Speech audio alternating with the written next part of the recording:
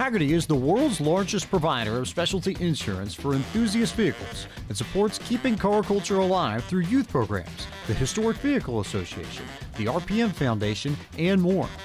Hagerty is home to key programs such as the Hagerty Drivers Club, Hagerty Drive Share, Hagerty Valuation Tools, the Hagerty Drivers Club magazine, and much, much more. For more information, visit their website at hagerty.com. PCA Sim Racing is proud to have Hagerty Motorsports as its 2021 title sponsor.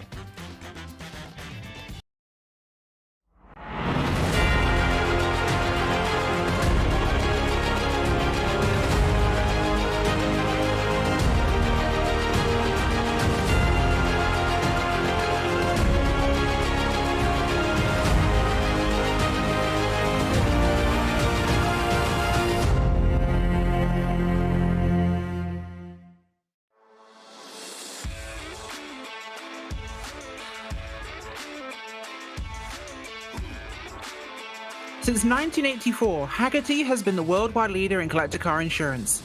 Everything they do is geared towards enabling and enhancing the experience of automotive enthusiasts and making sure that the vehicles we all love and the lifestyles that revolve around them don't just survive, but thrive well into the future. Services include the Hagerty Drivers Club, Drive Share by Hagerty, the shop, and much, much more to fuel car culture. Hagerty, let's drive together. Good evening, race fans, and welcome to Podium Esports coverage of the 8th and final round of Series 6, live from iRacing's virtual Autodromo Internazionale Enzo e Dino Ferrari in Imola, the Emilia-Romagna, Italy region here. This is an event of PCA Sim Racing presented by Hagerty. I'm Rachel Whiteford alongside Ricky Springer and Taylor Burris, and our producer for the evening is Ryan Bauer. Ryan, of course, using the amazing cameras created by Dougie Beard. Welcome to this historic circuit. Imola has history. Boy, does it have history. It is 40 kilometers east of Bologna in the north of Italy, and it's one of the few major international circuits that goes anti-clockwise, actually, which is quite interesting. Named after the late founder of Ferrari, Enzo Ferrari, and his son, Alfredo Dino Ferrari, the circuit is actually an FIA Grade 1 track, capable of hosting F1. The place was founded a long, long time ago. Long time ago, back in, actually, really hard to think, the 50s. Yes, a permanent circuit as of 53, I believe it was, and it became what we know now in 1972. The track consists, of course, 19 turns. It is 4.9 kilometers in length. Of course, Hamilton's got a record lap there in 2020 in the Mercedes F1 car, 1:15.4, which is a little bit faster, Taylor, than what we're doing today in the Porsche, or the roof tracks, of course, first, and the Porsche 911s later. This, of course, be the challenge round. Glenn Dennis is looking like he's sitting there for pole right now, but we want to talk some points. We certainly do, Rachel, and good evening, everyone. Imola is certainly a sacred ground, of course, for Formula One racing, as you brought out, but also for sports car racing. GT3s, as well as the European Le Mans Series, have made debuts here at this historic track, and we're going to see that happening here with these Porsches.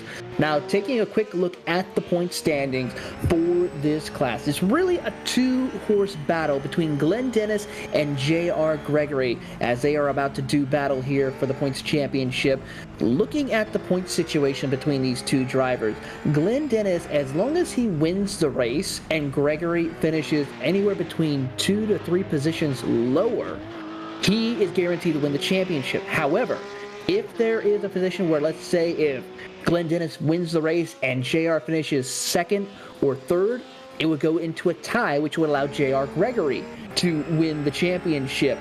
Or if they don't end up winning the race, as long as Dennis is 3 cars ahead of Gregory, he can win the championship. And the same thing with J.R. Gregory. As long as he wins tonight's race or finishes ahead of Gregory or Dennis at any point in this race, as long as it's 2 to 3 positions ahead, he will win the championship. So we have the possibility of a tiebreaker here tonight in this class, Rachel. Very exciting at such a challenging and intricate track. That is so true. And wow, of course, this track is unfortunately the place where we lost one of the greats, Ayrton Senna, in motor racing. But it's also been the host of so many triumphs in motorsports, and what a place, what a storied place to bring the conclusion here of what has been a phenomenal Series 6 here in the PCA. This has been my first full season leading this thing, and I gotta say, I have been proud of these guys. The racing we've seen, we've had phenomenal track action, and boy, am I excited to see what happens today with the wrap-up of this one. But you know what? Let's not forget, this is the challenge class, of course, brought to us by Z1 Dashboard. Don't forget, version 2021.1 of the dashboard has just been released, and it comes with the new Z1 Designer. Let's actually create your own custom dashboards for use with Z1 Dashboard. So in addition to the almost 200 standard car dashes, track maps, standings, specialty displays as well, you can add your own custom designs, placing the data you want exactly where you want it. Remember, the Z1 Dashboard also takes care of the engineering and strategy for you. Where's your competition? When should you pit? How much fuel do you need? Who's in front or behind you? How's the weather? Are you gaining or losing to the other drivers? Make sure you're maximizing your on-track performance with the Z1 Dashboard. Remember to use the discount code PCA21 when purchasing to get a 15% discount on either the standard or track license.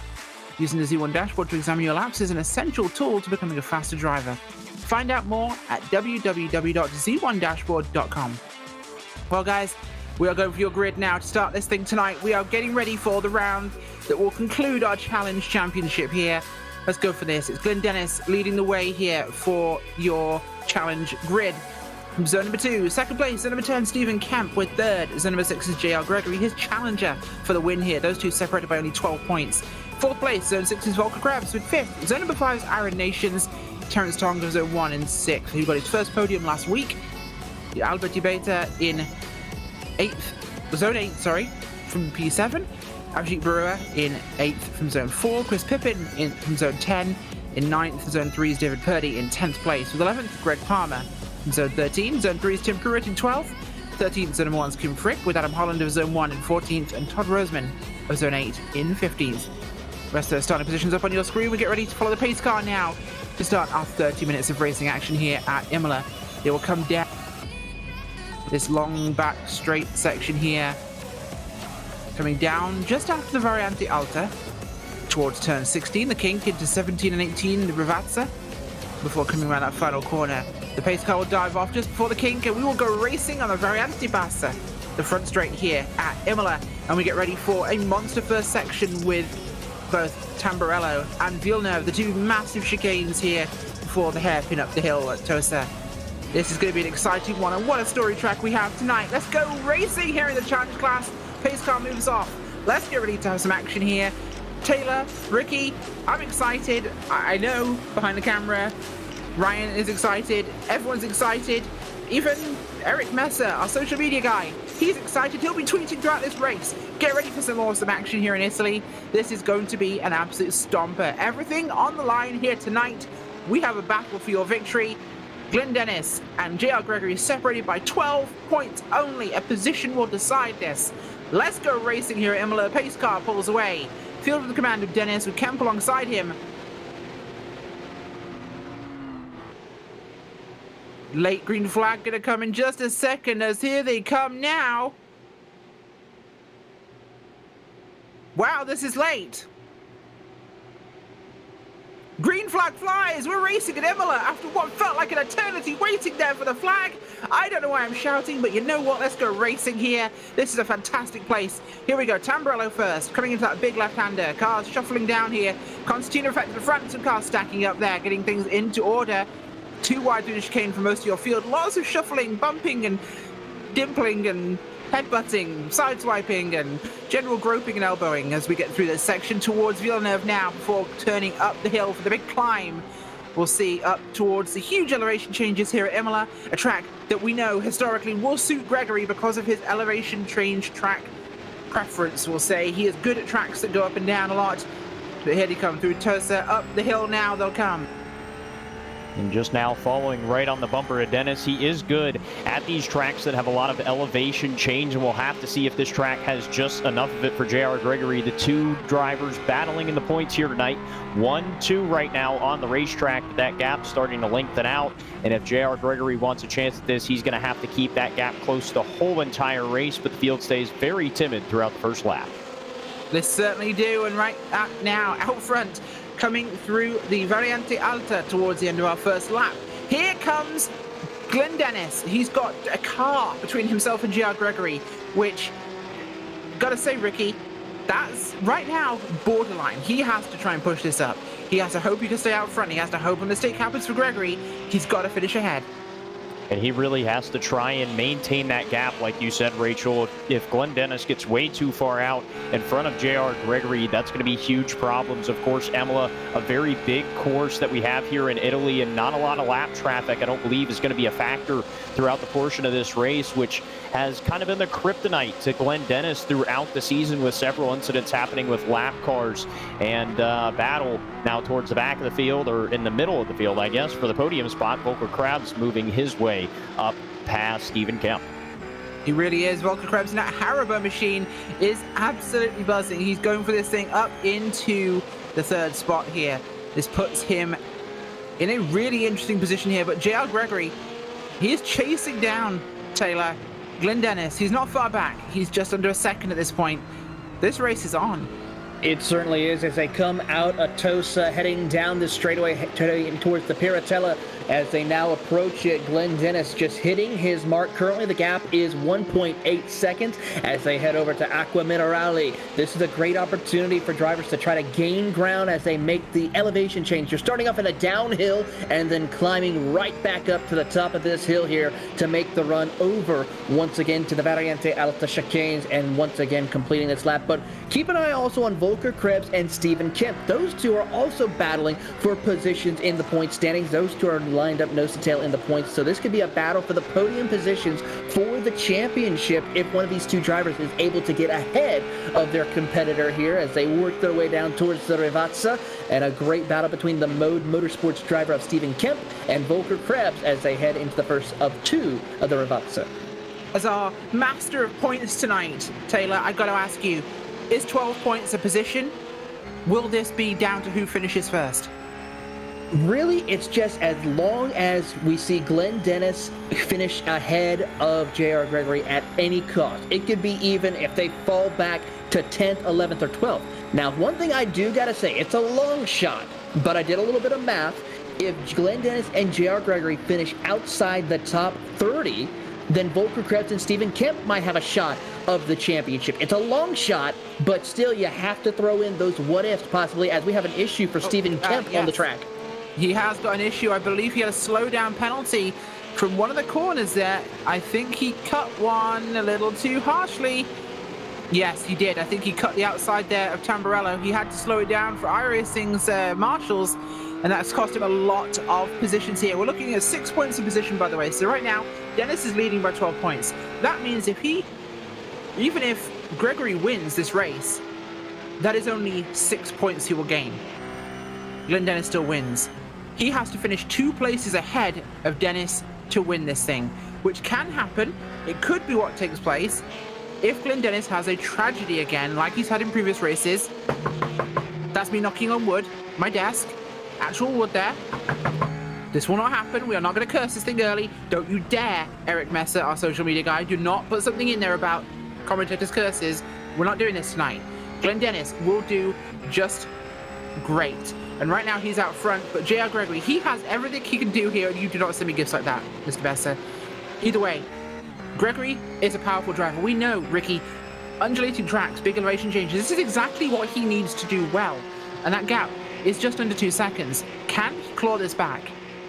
It's really going to come down to how the race plays out. This is a very easy track to make a mistake and not come back for several corners. Stephen Kemp now pulling down pit road after a couple of bad corners, and that's just how quick a race can go downhill here. So Glenn Dennis, maybe 1 to 2 bad corners just in a string with this flowing track we have here at Imola, could have JR Gregory right on the back bumper, and that could see those points just start to get even closer as those two drivers battle throughout the race. But JR Gregory is going to have to be on the wheel all race long here. He really is. Let's take a look back in our field, see what is going down for us here. Terence Tongs there at P4. He's had a really strong race, Taylor. Last week he got a podium, proving coming to this season, coming to Challenge Class this season, he belongs here. In fact, he belongs maybe a bit higher. He's done great.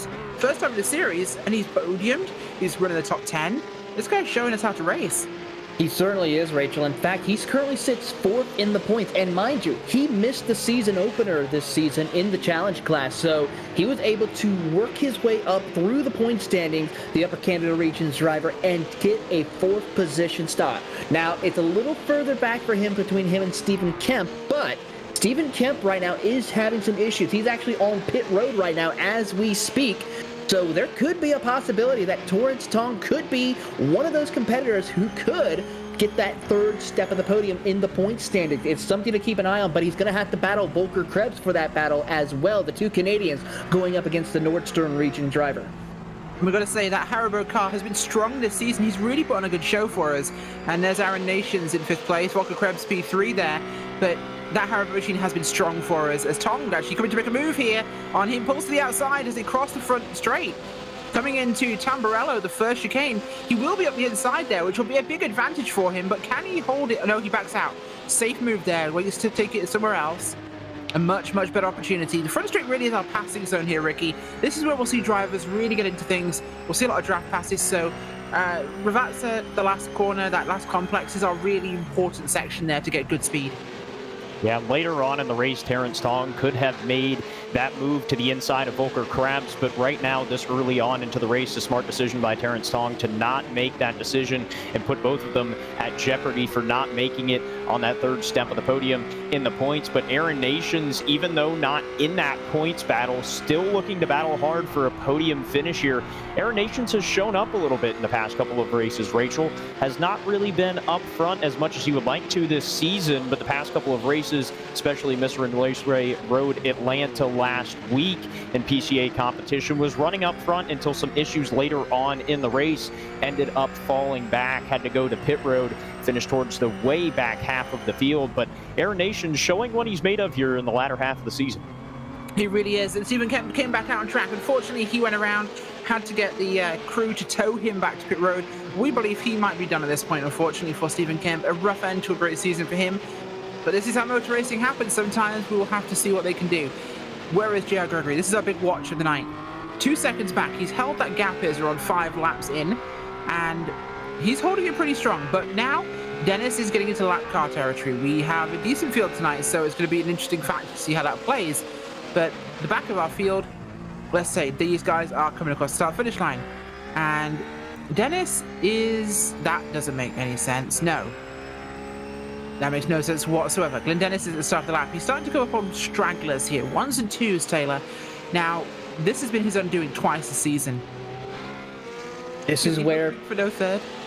This is where patience will be key for J.R. Gregory if he wants, or actually for Glenn Dennis if he wants to win this championship. He's coming up onto the back bumper of Tim Pruitt in the 329 right now to put him a lap down, but he needs to just worry about patience and passing lap traffic at the correct positions. He has enough of a gap to try and maintain the distance between him and J.R. Gregory, but patience is going to be his friend. He does not need to push. He does not need to rush, because right now he's in a good spot right now. Even if J.R. Gregory does get the race lead, he does not need to worry. He needs to just maintain his position and just focus on the track and the lap traffic that's going to be ahead of him. The next car that he's got to put a lap down is Ajit Baru, who's just came across the start-finish line. So right now, he does have a little bit of breathing room to help him focus and get settled in and run laps. Very much is. You know what? If Mr. Messer wants to do something useful tonight, rather than calling out us cursing the track, he can call out how many times Mr. Burris says that word of his. And you know the one I mean. Taylor? No comments? No comment on that one. No comment. Okay, there we go. We'll avoid that for now. We are looking on right now at Uriadka. Stephanie Uriadka there in 16th place. The Upper Canada Region 01 driver running in 16th place right now, just behind Burgoyne and Sherwood on track ahead of Iwata and Lashway. Making some motion here, up 2 places so far. Sherwood himself is currently up 8 positions from 22nd, so he's a big mover in today's event. We've also got 15th to 8th right now, Rosman, who's in the 911 right now, pushing himself up the track. Glenn Dennis's gap, what is it, 2.7, Ricky? So it was stable at about 2 for a while, but it is now expanding to 2.7. Lap traffic's not a big factor. He's not got to the majority of it yet, but Gregory's still hauling in there. He is holding onto this thing. Now, this race is over for either one of these two. That gives the championship to the other one. That's simple.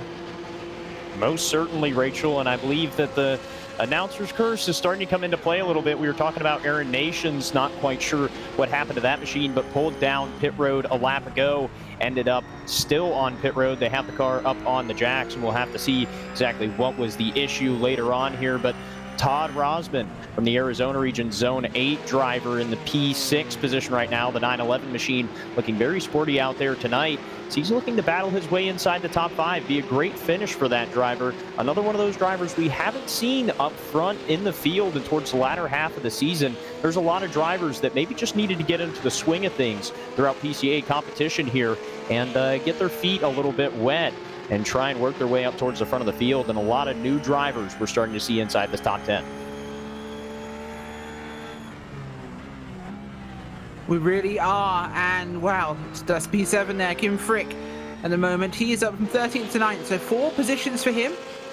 The Zone 1 Upper Canada region driver there, pushing hard in this one, trying to make some more track position. Got a good number of cars ahead of him. Rosman, Purdy, Ubeta just up the track, coming into good range here for these guys. Actually move him to 7th place with the way this one changed. That's Purdy in 5th place. Racing there with, oh, big off for both of them. He got a sympathetic off there, and now he'll spin it onto the grass and the gravel a second time. That's a big whoopsie for those guys, and holds onto it. But wow, that changed. One guy goes off, second guy panics and follows him. And a little bit of monkey see, monkey do, as we see here as they work their way towards the Villeneuve chicanes. David Purdy, though, having quite a pretty decent season so far, Rachel, as he's currently sitting, as we look at the point standings for him, in the 21st position. He has a couple of opportunities to work his way up higher into the point standings, but he can't make mistakes like we just saw. No, that's exactly what you do not want to have happen. It's a major problem sometimes with the way this unfolds, but they're going to have to do what they can to try and hold the race. But this is something we see often, Ricky, that people will follow somebody else who makes a mistake and do exactly the same thing. They will sympathetically spin, they will sympathetically run off the track. Because in a lot of cases, these drivers are actually following the wheel tracks almost of the guy in front of them as a symbiotic kind of racing line. Yeah, and it's very easy to do that, Rachel, especially in the heat of the moment in a hard battle with multiple cars following in a line. You really want to kind of get in the groove of the driver in front of you, because obviously what they're doing is working out for them, so trying something else. And more oftentimes than not, that's what happens, is a driver very close in front of you will go off, miss their braking point, and you rely on them. You're relying on when they get onto the brakes, so then you know what kind of line they're running. And unfortunately, when that driver in front of you makes a huge mistake, you tend to make that mistake as well. You absolutely do, and that's something you have to take account for and make sure you avoid. The gap, I've got to say right now, is ridiculous, Taylor, because we've been keeping our eye on this gap between Dennis and Gregory and the championship at stake here, but whilst Gregory just pulled back a little bit last lap and is now only 2.1 apart rather than 2.8 from Dylan Dennis, I hadn't paid attention to see where third place is. Who's 10 seconds adrift of Gregory? Volker Krebs, 12 seconds back from your race leader. He certainly is right now, and actually, J.R. Gregory has gained some ground on Glenn Dennis. He was about 2.1 to 2.2 seconds back. Now he's dropped it down to 1.8 to almost a 1.5 second difference as they head through the Alta chicanes right now as they work their way through. Ooh, a big slide for Gregory, able to gather it back up as they head down towards Ravazza, but still a great opportunity for these two to do battle here at Imola. They absolutely are. And you know what, folks? As we cross this halfway point in tonight's Challenge Class race, it's time to bring you the Midway Race Report, brought to you by Z1 Dashboard. Don't forget, version 2021.1 of the dashboard has just been released, and it comes with the all-new Z1 Designer. The designer lets you create your own custom dashboards to use with Z1 Dashboard, so in addition to the almost 200 standard car dashes, track maps, standings, and specialty displays, you can add your own custom designs, placing the data you want exactly where you want it. Remember, the Z1 Dashboard also takes care of the engineering and strategy for you. Where's your competition? When should you pit? How much fuel do you need? Who's in front or behind you? How's the weather? Are you gaining or losing to other drivers? Literally everything. Make sure you're maximizing your on-track performance with the Z1 Dashboard. Remember to use the discount code PCA21 when purchasing, To get a 15% discount on either the standard or track license. Using the Z1 dashboard to examine your laps is an essential tool to becoming a faster driver. To find out more, visit www.z1dashboard.com. And with that, let's take a look at our drivers on the racetrack today. It's Glenn Dennis, your points leader. Potomac Region Zone 2 driver in that 20 machine has led the race from the start, and he is still doing so. 2.2 second lead over second place, JR Gregory in the 218 car. The Oregon Region driver from Zone 6. He has everything to win in this and so little to lose. Go for it, Gregory. Let's see what we can put on tonight. Behind them, a whopping 10 seconds back, it's the 053, that Haribo machine we've loved all season. Volker Krebs, the Canada West Region driver from zone number 6. P4's Albert Ubeta from the San Diego region, zone number 8, so a much earlier start to his race tonight, being on the West Coast. That 12 car is keeping it going, and he is pushing as hard as he can. He is up from 4th. P5 tonight is going to be Todd Roseman. He is up from 15, so 10 places gained. Big movement for the Arizona driver in the 911 from zone number 8. Behind them is Kim Frick from the Niagara region. Zone number 1, the 66 car, up from 13th to 6th, 7 places gained. P7 is going to be the 010 of David Purdy from the Peach State region, zone number 3. Down there in Georgia, of course, for him. Purdy's been pushing as well. He's up 3 from 10th. 8th is Greg Palmer from the Milwaukee region, zone number 13. Greg is up from 11th, so 3 places gained for him in zone number 13. Behind them is Adam Holland, the Upper Canada region of zone number 1, the 144 car. Holland up 5 places from 14th. And last in your top 10, but not least, up from 24th at a whopping 14 places gained, Ankerberger's son with a poor qualifying, showing just how fast he is from that zone 1 northeast region. The driver hot on the tail is Michael Burgoyne from the Oregon region of zone 6 in the 021 machine, trying to get a good top 10 finish after 12th place last week. 11th place going to be Jason Sherwood from zone 7, the 8 machine as well. Behind that battle there, started in the 22nd position, up 10 spots to 12th. Stefan, the number 25 machine from the Upper Canada region of Zone 1, currently scored in P13, started in the 18th spot, that 25 machine, in a heated battle right now from the driver behind him of Stacy Iwata, the number 1 machine. P14 right now, the Canada West region driver of Zone 6, started in the 20th spot, now to 14th. 15th spot is going to be Jeff Lushway from the Hudson Champlain region of Zone 1, the 31 machine, as well, trying to stay inside of the top 10 after a not so reasonable finish last week, trying to bounce back from that. Bruce Formby from the Red River region of Zone 10, the 130 machine, started in 30th place, up and now scored in the 15th spot, I believe now. Maybe something happened on track there, but was in 16th just a moment ago. Now the 16th spot driver is going to be Robert Benson from the Ransport region of Zone 1, the number 71 machine. Hot on the tail, another driver who had a good finish last week. One of his best finishes of the year, trying to continue that streak in the season finale here. 17th spot going to be Andrew McCoon from the Rocky Mountain region of Zone 9. Number 55 car started in the 27th spot, now being scored in the 17th position, 10 spots plus. Jack Stephenson from the Chicago region of Zone 13 in the 3 car, started in the 26th spot, now scored 18th, is trying to battle up here into the 17th spot, just behind Andrew. 18th spot is going to be Andrew McCoon as he's off the track there, so just spoke about him. The 55 machine now back to 19th and falling more, as now P18 is going to be Abhijit Garut from the Ohio region of Zone 4, the 991 machine, working his way down the front straightaway. Finally, the 20th spot, a driver who we were talking about at the start of the broadcast, Aaron Nations from the Maverick region of Zone 5. Car number 13 had some issues, but is trying to work back into the field, Taylor.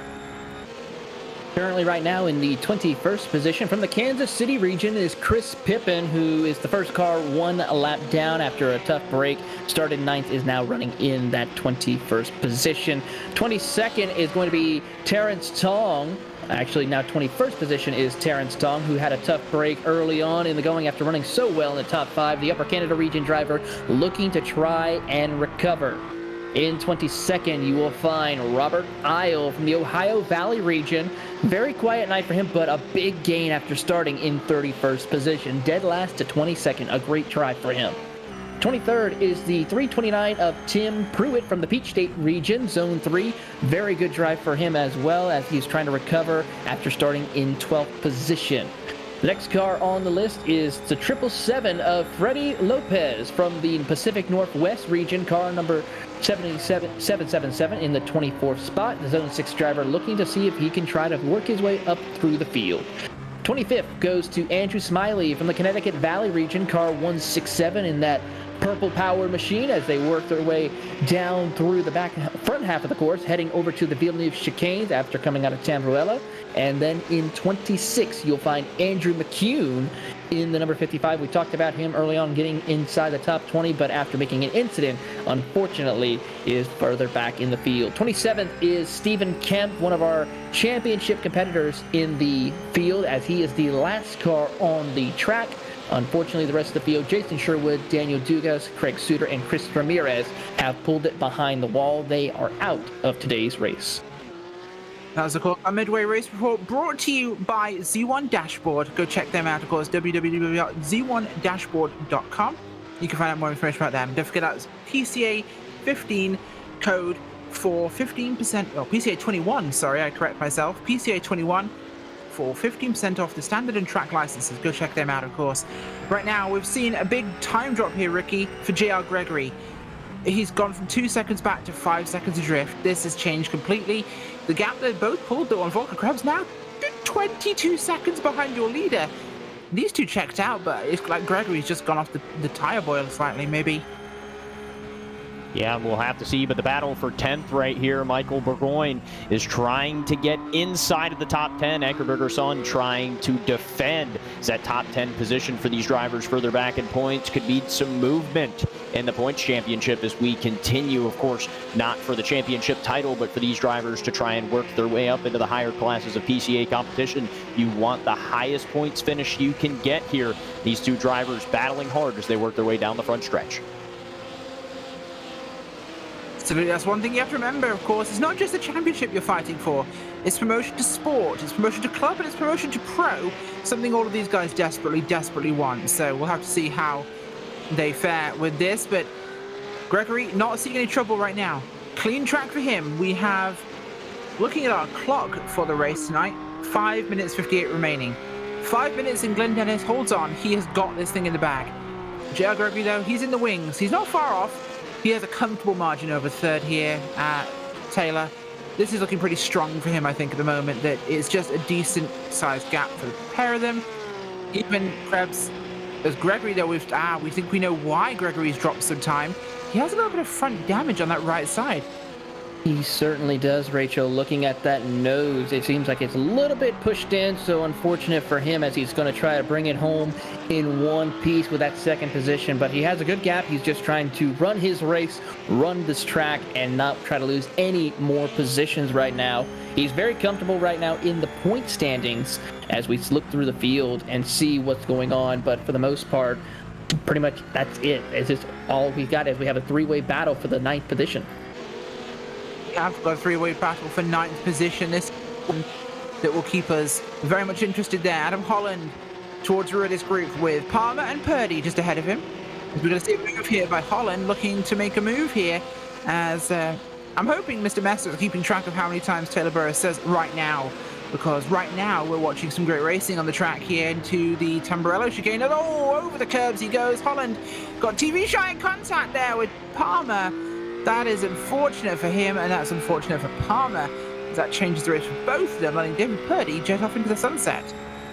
Yeah, and a lot of damage here is going to be a big problem as Glenn Dennis is around. Glenn Dennis is around on the track, out of the lead right now. He's trying to get back going. JR Gregory's in the lead. My God, this changed everything. But has it? Oh, wow. As we have drama. This isn't over. Replay up for you as you'll see what happened here, coming down, and it's into Acqua Minerale. Then the chicane gets a bit too much curb, we think, and he got loose. Oh. Yeah, but no, Variante Alta, sorry, not Acquia Minerale. Variante Alta chicane there. Got a little loose. Put it around. Oh, big moment there. The pressure is showing. But he is still second, Taylor. Which changes nothing. It certainly doesn't, Rachel. He's got a 12-second lead over Volker Krebs, and he's pretty much safe. So as long as he just doesn't make another mistake, he should be guaranteed a spot for winning the championship, even if...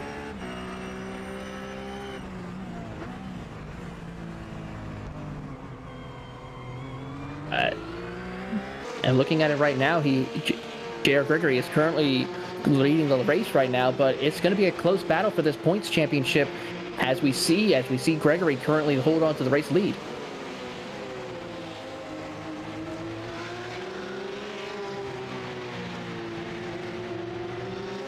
Well, it's definitely going to change things up. I think we may have just actually had some different information here that Gregory's actually the 12 points ahead driver. We think we got this one sideways, guys.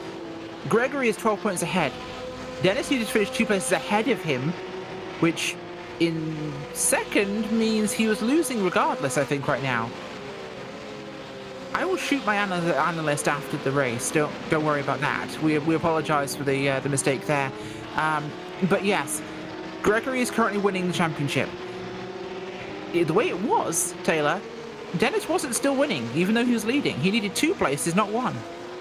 Certainly the case as we see Gregory back leading this race for the first time here tonight. And with 2 minutes left to go, it's just survival and just making sure he takes care of the track, and watches on as we're on board with Glenn Dennis from the Potomac region. Such a difficult opportunity. He was leading the race, and then that one mistake, hoping to see if Dennis would fall back 1 position, but looking at timing and scoring right now, there was no chance of that happening as Gregory leads the way here in the closing minutes. He does. In fact, the positions have changed almost identically because he lost 10 seconds. Greg Dennis is in 4.4 seconds behind your leader, so they just swap places essentially here. Unfortunate for them, but of course this does see him in a big knot of lap traffic. But we have got a good battle on track here, Ricky, for 11. Stacey Owata right now racing here just ahead of Jeff Lashway. Yeah, and those 2 drivers have been hard at it for the past couple of laps. And as we see, they're still hard at each other, trying to go for a good battle here. But the passing opportunities in the back half of the course here, Rachel, are very, very difficult. The tight portions, you could see it right here as they work their way around. There's not a whole lot of room. Now towards the long straightaway, this is where Lushway can really get a run here on Stacey to possibly get that move off into the chicane with 58 seconds left. This is the time where you need to make a move like that. It very much is. 58 seconds here to decide a championship. No mistakes for J.R. Gregory. This will give us another lap. This will be white flag this time by for J.R. Gregory. 1 more time around as he drops down here into that final complex, Ravasa. And 1 more time along the start-finish line. And this will be in the bag for him. 29 seconds on the board as he'll come past the start-finish line here. The Variante Bassa. Here we go. Under that arch he'll go 1 more time. White flag waved. Dennis navigating lap traffic, trying to finish this race here. Oh, he's pulling off. Dennis slowing down. We don't know what's wrong with his car, but he's picking up big damage again. Oh, big damage. He has crashed that car. And it was not the same corner. No, he's had big damage from... Oh, it was coming out of Acquia Minerale. He got loose on the curves, went sideways, went round, straight into the Armco barrier on the outside there. We've got a replay for you here. Look at this, just gets too much curb, boom, round the dirty air in front of him, upset the car. Massive impact there. He pulls it into pit road, and this means Volker Krebs has taken 2nd place. Oh, that is tragic for Glenn Dennis, as he's going to pull it out and finish the race, of course. He has to finish for the final round. Absolutely gutted for him, but this brings up Albita into 3rd place. But J.R. Gregory now has 1 more run down. To Variante Alta he'll come for the last time. And this will be his championship. And what a hard-fought run he's had. We knew that the undulating terrain would be in his favor, and that he was the stronger driver when it came to changing elevation on a race course. He has proven that to be correct. Dropping down now into Rivazza for the final time, J.R. Gregory will come across and see that checkered flag in the best of ways as a series champion in PCA Season 6. Your Challenge Class winner will be J.R. Gregory. Gotta say, Taylor, it's been a hard-fought season here in Challenge. The most tumultuous we've had from all the classes, but what a stunning result tonight. A very strong performance for J.R. Gregory to capture the flag here once again at Imola. Another victory for him, as well as a strong performance here and just surviving this track. We just saw Glenn Dennis have multiple incidents towards the end of this race that cost him an opportunity for at least a win here at the hallowed grounds of Imola. But unfortunately for him, tough break for him throughout the last few minutes of the race that allowed Gregory to take home the checkered flag. And unfortunately for Dennis, the chance of a championship gone. He will have to try again the next season. He surely will. Well, with majority of our field across the line here, and the final drivers coming here out of Variante Alta there at the end, we're going to look to your post-race results.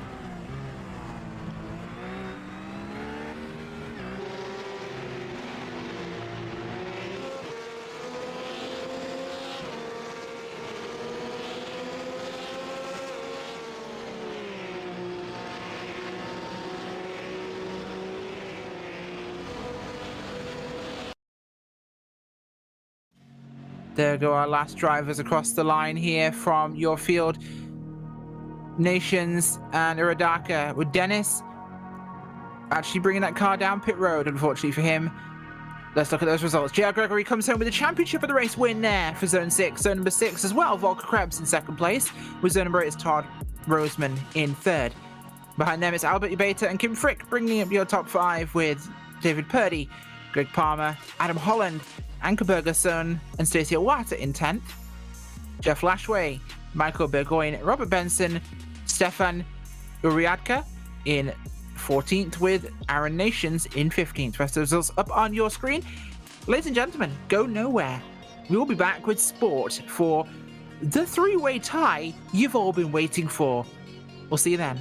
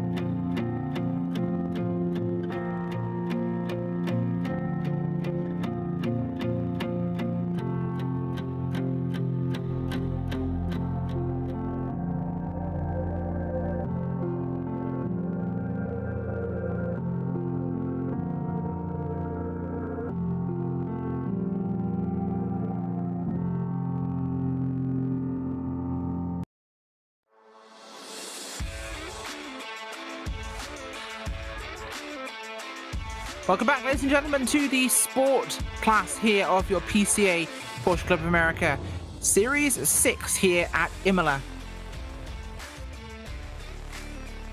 The sport class, of course, brought to us by Pirelli. Pirelli was founded in Milan in 1872 and is a global brand known for its cutting-edge technology, high-end production excellence, and passion for innovation that draws heavily on its Italian roots. Pirelli is among the world's major producers of tyres and is an OEM supplier to Porsche. Find out more about Pirelli at www.pirelli.com. With that, we're back here for your sport class race, and we have 25 races to bring you all the action tonight with a three-way tie, Taylor, that has got us all on the edge of our seats. It certainly is. Looking at this three-way tie for this class, it is going to be exciting. It's basically who finishes ahead of the other. As we take a look at the points championship for the sport class here, it's between John Martin, Organ Gerlap, and Will Waldron. No differences. It's whoever heads up racing comes out on top. Well, that is going to be exciting because we really get to see a huge run. But this one, it's time for your grid. Zone 5's Jason Brodigan leads the way tonight in first, with zone number 1's John Martin in second. Zone number 5's Will Kelly in third, with zone 3's Curtis Crummell in fourth. Fifth is Will Waldron of zone 1, with zone 4's Ogden Gerlap in sixth. Seventh is zone 1's David D. Palmer, with zone 3's Daniel Florian in eighth. Dean Chapman of zone 1 is in ninth, with zone 5's Ken Tubman in 10th. 11th is zone number 4's Keith Morgan. 12th is zone number 1's Ben Lung, with 13th zone number 5's Robert Walton. 14th zone 1's Drew Kenny, with 15th zone 2's Carol Davis. Rest of those positions for the starting grid on your screen as we form up behind the iRacing pace car to do it all again here on the roof track. It's about 5 degrees warmer right now and the wind slightly higher. Ricky, what are your predictions? Well, we saw in the challenge class, Rachel, that arguably one of the best drivers we've seen all season have some issues here with the elevation changes and just the way the track runs here at Imola. So a lot of these drivers are going to have to be very careful getting on the throttle and using the curbing here. You can get damage from it quite easily, so these drivers are going to have to be careful. But with 3 drivers tied in the points racing for a championship, they're going to put it all out there on the track. They surely are, and here we go. Round the corner will come to start this race tonight at Imola. Brodigan and Martin leading your way for the longest run from the pace car here to the green flag we found from the challenge race, as we'll kick this thing off now. Here we go. Green flag in a second. In a second. In a second. Any second now. This week. Green flag flies right at the line, and here we go racing, and it's a big start with a big bunched up pack of cars here. This is almost like a NASCAR start. 3 wide, a bit further back in your grid towards the back of the top 10, as this one is going. I sound like an auctioneer, but I don't know why I'm shouting, because the race has just started.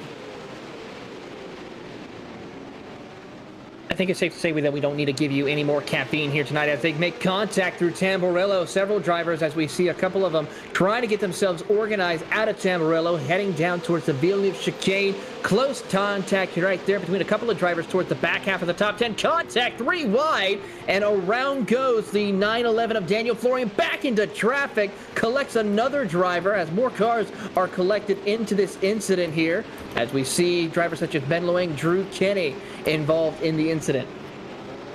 And they're still wrecking into Tosa.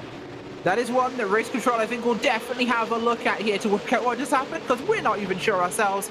But out front, Brodigan still leading the way in this thing with Martin and Kelly making a good jump here at the start. Ricky.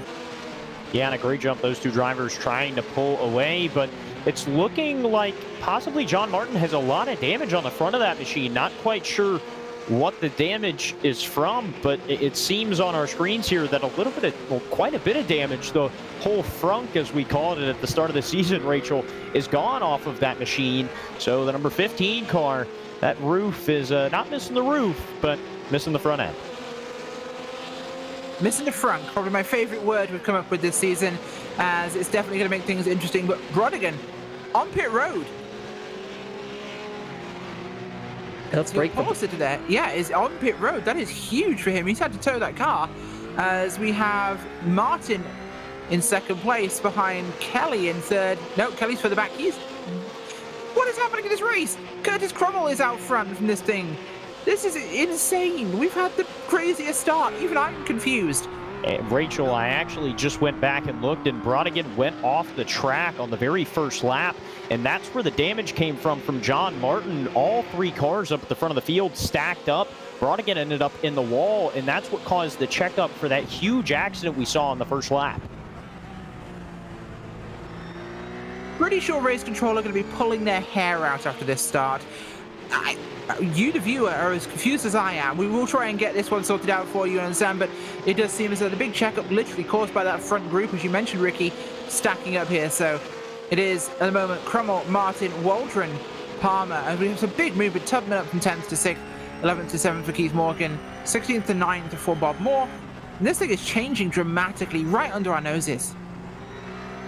It seems like every single corner a story, and the points constantly shift and change here as we see John Martin is currently now your points leader as he leads up ahead of Will Waldron. Orkan Gerlap has fallen back to that 6th position right now as we see John Martin still with that major damage to the front of that roof Porsche as they work their way down towards Revazza, and Will Waldron trying to make up ground. He is running very consistent lap times compared to John Martin as they head into the braking zone through Revazza and trying to get the pass completed, but it's not going to happen this time, but he may get the tow he needs in order to try to find his way before they get into Tamburello.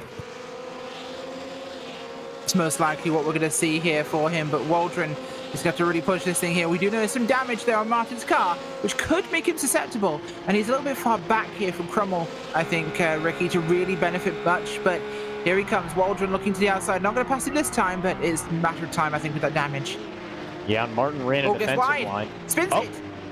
And that's going to be huge right here as Gerlap going to get by as well. As in the middle of the track, John Martin is able to get out of the way finally and turn his way around in the gravel trap. But that could be the end for John Martin's hopes here unless something huge happens with that damage. I don't believe there's any way he could work his way back up through the field, Rachel. I think you'd be quite correct here as I would love to be a fly on the wall in race control at the moment. I'd love to be a fly on the wall in working out from our analyst desk what is happening in terms of this championship, but I think right now Orkan Gerlap, Taylor, is looking like our champion-elect. Not quite yet. He's still got to find a way to get around Will Waldron, who's up in 2nd place right now, Rachel. Oregon's sitting in that 5th spot. So this is where the battle is going to be between Waldron and Gerlap. But as we have seen in this race, the points is constantly shifting with each and every corner. We just saw one of our points competitors, John Martin, around here heading into Tamburello. We could see that happen to anybody else through the field, and that could just shift and change the points as we know it. So keep an eye and see what happens. Currently, Will Waldron is trying to catch up to Curtis Krummel to get into the race lead. That would be a guaranteed spot for him to win the championship, but right now it's going to be a tall order as he is just trying to focus and at least survive racing here at Imola. I think survive being the most accurate term we've heard for anything all night with this race, as sport has thrown us for a 6. If you're watching at home, you're getting your money's worth out of this thing. This is crazy, as Gerlap now under threat here from behind by Ken Tubman, looking to make a move as they approach Tamburello. Going to be a defensive line, though, which will ease him into the corner. We've seen that defensive line really unsettle cars a little bit, Ricky, which can really make a problem for some of these guys. Yeah, and these drivers, the grip up in the high side of that lane, of course, the preferred line entering off into that chicane is going to be right up against the outside rumble strip. It's where the most rubber is going to be laid down for these drivers. And once you get on the inside, you have a completely different braking marker. You don't have as much grip on the bottom side entry to that corner. So these drivers have been, we've seen quite a bit of action just in the challenge race. And here so far, as I've been looking through the field of drivers getting very unsettled, entering in through that defensive line, like you said. So drivers going to have to be careful about entering in just lower to possibly protect that lane. And, it might even get to the point, Rachel, where we could see drivers starting to kind of give up that lane on the entry to the corner, knowing that the driver behind them cannot drive it in as deep. I think you're right. It might be a harder place to get it done because, especially with it being a chicane rather than just a corner, it's much, much harder to pass around the outside there. So that will be a major factor for us. So yes, Waldron and Gerlap separated by Palmer at the moment. That is our big, big positioning right now that will decide this. So David Palmer picking in the middle. The gap, though, is looking to be about 8 seconds there between Waldron and Gerlach. Can Gerlach find his time, Taylor? It's going to be a tall order for Gerlach, but we've seen stranger things happen in this race. We could see this battle go down to the very last lap, but keep an eye on John Martin. He was in the 12th position, battling his way back into the top 10, so keep an eye on him. He may have something fight left in him. The Upper Canada Region driver trying to find his way around Ken Nielsen in that 42 Porsche down the front straightaway, heading towards Tamburello. Definitely is. Wow, this has been busy. Well, whilst the track actually is crazy, we're going to get your champion in here to have a quick chat with us from the challenge class. That is J.R. Gregory, and my God. J.R., congratulations, you are the challenge class champion, presented by Z1 Dashboard for them. How do you feel? Great. I'm exhausted. I just got to say, I'm not sure people realize how much time and effort goes into getting ready for these races week after week for 8 weeks, but I am exhausted, and I've spoke to a number of other people who feel the same way. So it's wild. What a wild race today. I mean, not only did you think perhaps for a while maybe you'd come home second in this race, but you took the checkered flag as well after the incident there with Glenn Dennis. You won the race and you won the championship. You didn't just climb that mountain. You bunny hopped up to the top of it and did a dance. Yeah. You're absolutely ecstatic. Yeah, I am. It was a little more than I needed to do. My only goal was to qualify well, get a good start, and make sure that no one got between me and Dennis. That's all I needed to do. So, the win is nice, of course, as I guess a cherry on top. But I've had a great time this season. What a blast.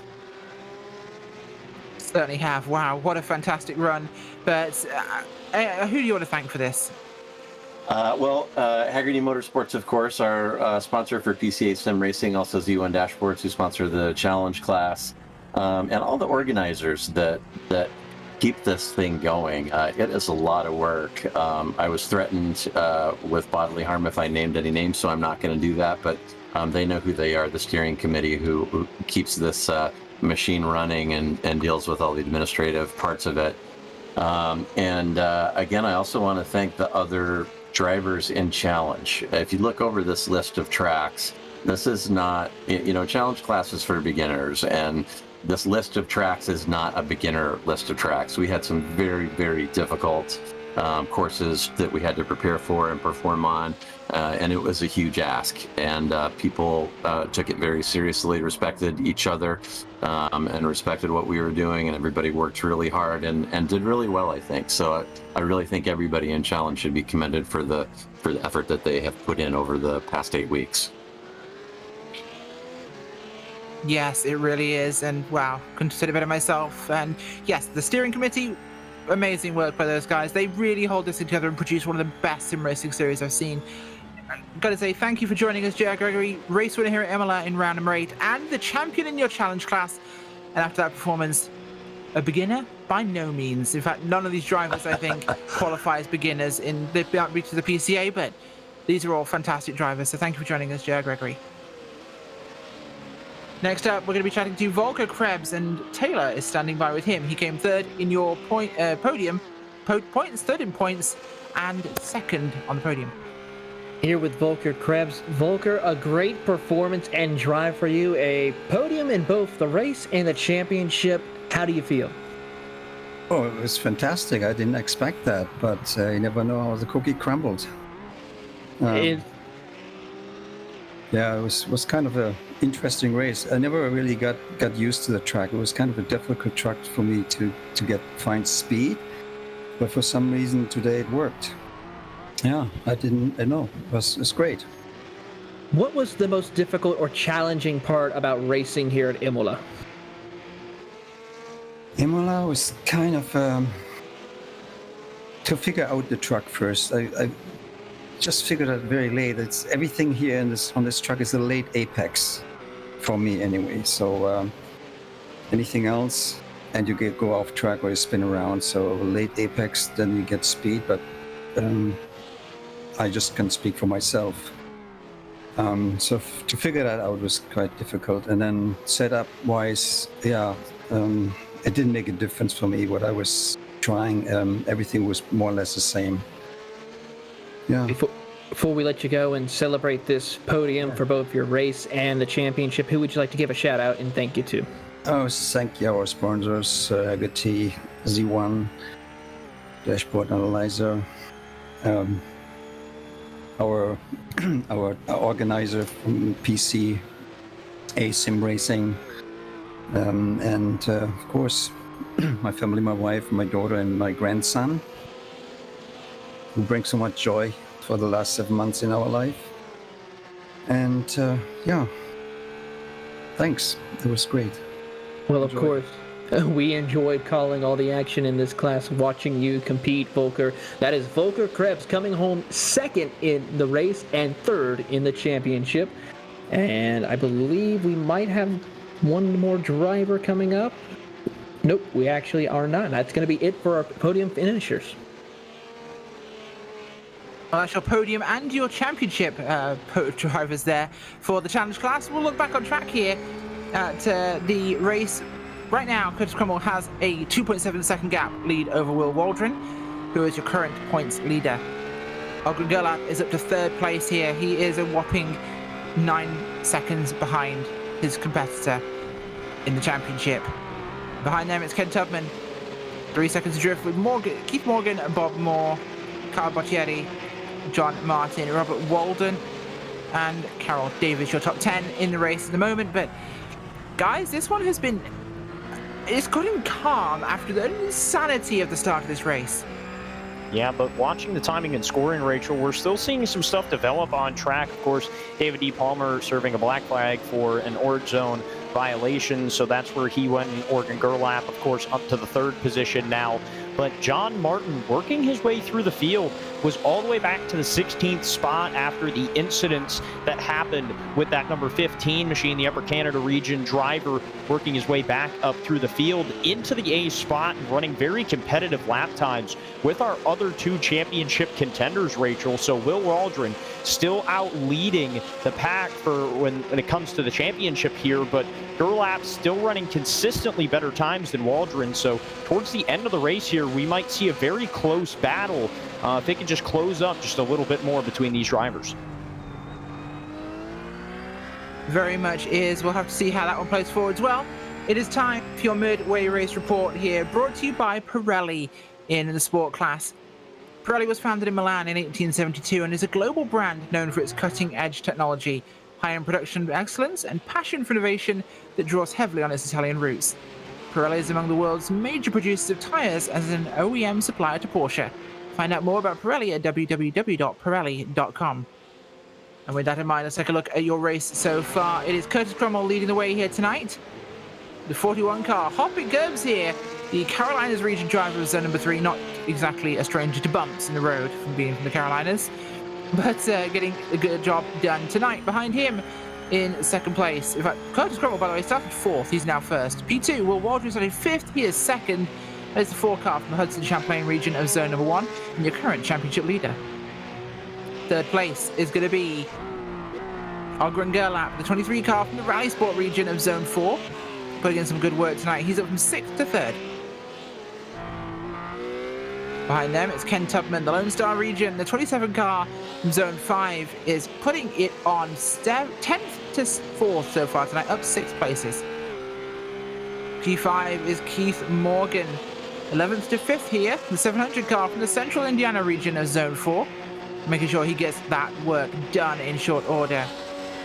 Bob Moore, big mover, 10 places up, 16th to 6th.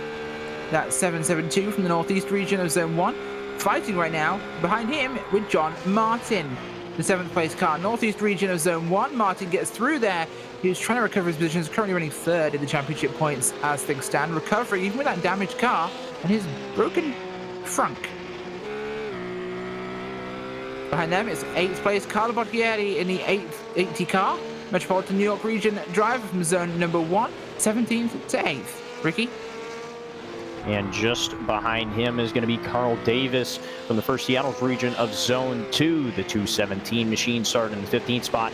now being scored 9th and just inside the top 10. A good run, but a quiet night for the 217 machine. 10th spot is going to be Robert Walton, the Maverick region driver of Zone 5, and that number 6 machine starting the 13th spot plus 3 up to 10.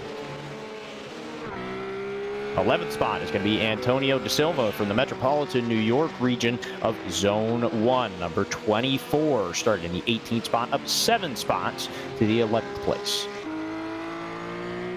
Just behind him is going to be James Bernard from the Alaska region of Zone 11, number 25 machine, started in the 22nd spot, scored 12th right now on our boards. Ken Nielsen, quite a ways back from those drivers, kind of having a quiet night running on his own right now. The number 42 machine from the Pacific Northwest region of Zone 6 had a book all of his own, just trying to keep the car clean and stay inside the top 15. 14th spot going to be Dean Chapman from the northern New Jersey region of Zone 1, 605 machine. Seeing a couple cars in front, but not sure if he can quite get to him with time running down here in the season finale. 15th spot going to be Will Kelly from the Maverick region. Gets to do a little bit of trouble there on the curves. That could really get you in a hurry. Zone 5, the number 22 machine, just scored inside the top 15. Our 16th spot going to be Thom from Zone 5. The 864 machine started in, I believe, the 23rd position. Now scored in 16th. Taylor. 17th position is the number 2 of David Snelling right now as he's working his way through the field. The last car on the lead lap for the Northeast region's driver, having a quiet night for him as well as he's going to work his way to bring it home with a strong finish. The first car 1 lap down, he was caught in Calamity Corner through Villeneuve. Daniel Florian, the Carolinas region driver, all the way back to the 17th position. The first car 1 lap down. Next is going to be Ben Luang. The Upper Canada region's driver had also some offs in that opening lap. He's going to try to see if he can recover after starting 12th in 19th as he comes out of the Alta chicanes. Behind him is David Palmer in the 72 from the Upper Canada regions, another driver who was involved in that early lap 1 incident. Still trying to recover, but still a tough break for him early on. In the 21st position is our pole sitter, the Maverick region's Jason Brodigan, who is the last car on the track. A tough break for him, who was looking forward to seeing if he can take home a victory. The rest of the field goes as followed. It's going to be Kurt Clifford, Drew Kenny, Ryan McGee, and Val Alcinisos, who rounds out your 25-car field. Well, that is your midway race report brought to us by Pirelli here in the sport class. At the moment, Krummel has a 2.7 second lead over Waldron, and Waldron 8 seconds over Gerlach. That gap has come down by 1 second. We got 9 minutes 58 on the clock, 10 minutes left to happen and the lap traffic to occur, and it turns out these roof cars are getting a little bit loose as we go later, Ricky, into these tire runs.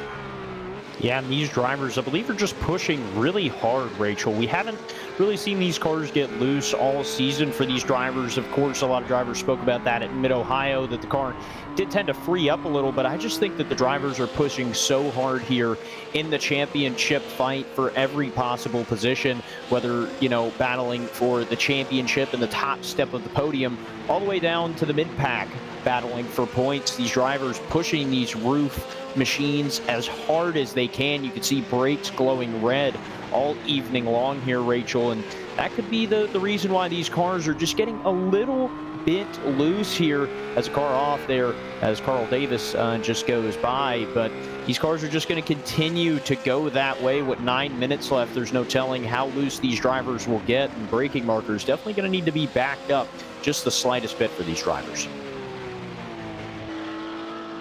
Absolutely are, as we keep our eyes on the racing right now. Hopefully you guys are enjoying this at home. We're having a fantastic night here with the PCA Sim Racing Series from Imola. The Challenge class, amazing racing there. J.R. Gregory, of course, brings home the championship right now. Waldron is in the hot seat, but we're looking at 8th place, which is Carlo Boccieri and Carol Davis here, racing for position in the back end of our top 10. As Taylor, there's a good chance here, but I think Davis is a little bit far back. He's not by much right now. He's about 0.3 of a second as they head into Tamburello. Into the braking zone they'll go. Davis tries to get a little bit closer, but as they exit out of Tamburello, give the position still to Boccieri. He's going to hold on strong as they make the short run down to the Villeneuve chicanes, where we saw the calamity that happened on lap number 1. Davis sends it in a little bit deeper. He has now gained less than a car length now as they come out of Villeneuve over to Tosa. As they enter the braking zone, a little bit of a wider arc for Davis, trying to see if he can do the crossover on Boccieri, but will not work as they make the run towards the back half of the course. They are indeed, and this race is still going on here between these two. We'll stick with it for now as they come up around the top side here, dropping down in Acqui Minerale now. Dipping down here into this roller coaster section where you drop down, Ricky, and then have to sweep round, climb back up again to a double apex right as they then dive all the way up here towards the Variante Alta. These chicanes, of course, added in 1972, both Tamburello, Villeneuve, and here Alta. Otherwise, this track was insane. Yeah, very fast course, and those chicanes were added just because of the pure danger of this track, Rachel. Cars were going so fast here that in an attempt to slow them down, they added more chicanes to the course, which I think for a racing aspect of cars being closer and getting to see more racing action into harder braking zones was a good choice, but also for the safety aspect. That's not something we talk a whole lot about in sim racing, but the courses that we race on have the safety aspects implemented into them. And sometimes that can provide for better racing. We see it here at Imola with those chicanes as a battle now on track side by side.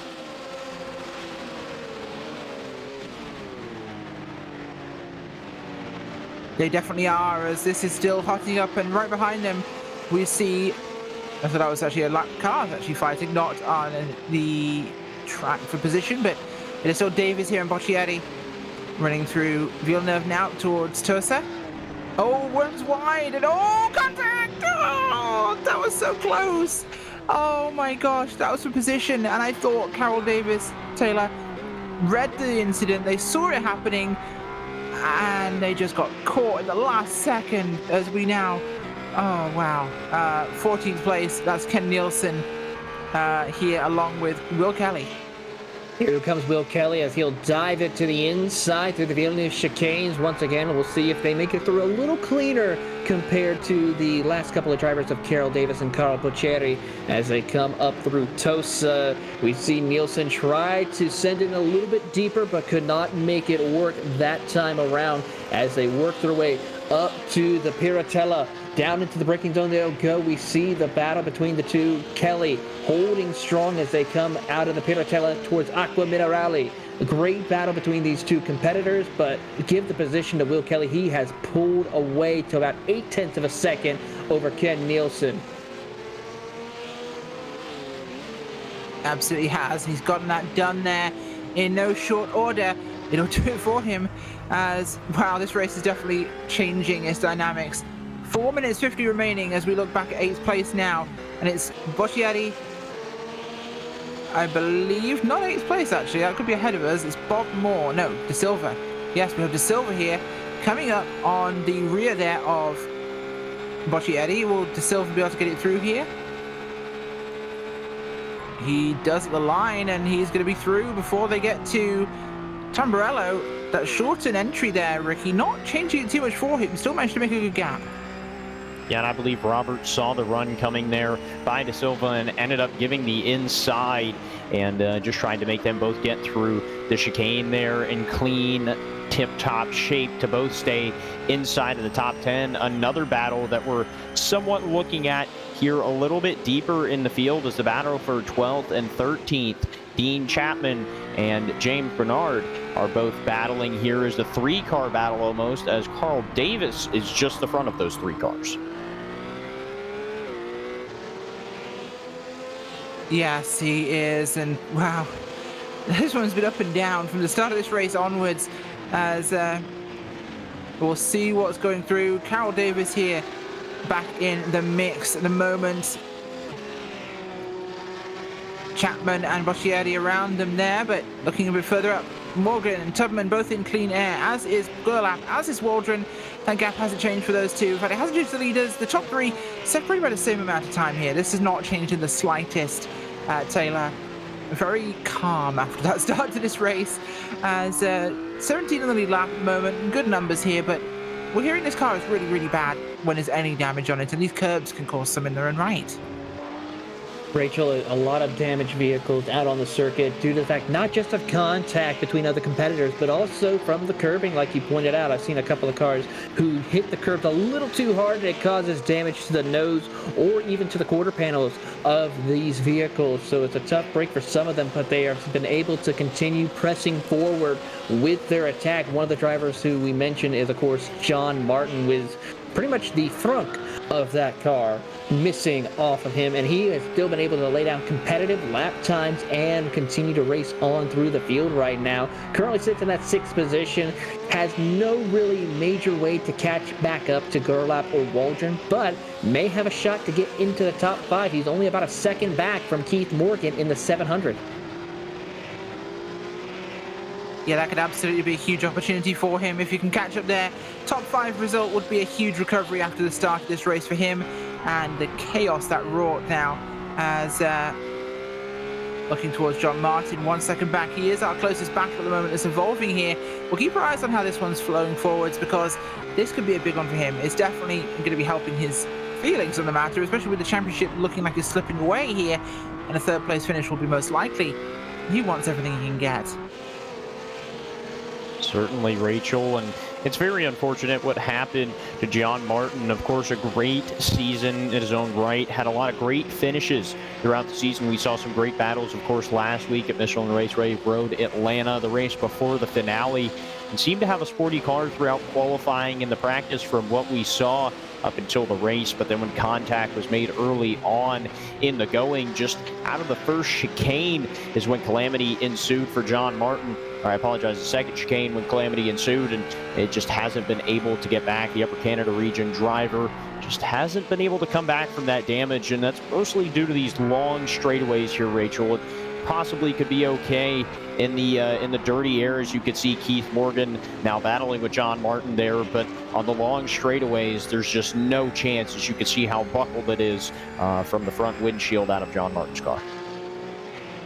Yeah, no chance at all, but he's still got an opportunity with Keith Morgan there to do something with this and take advantage at this stage of the race. He hasn't had a chance yet, but he's looking for it. The gap is under half a second, and I just think he's struggling with that dirty air.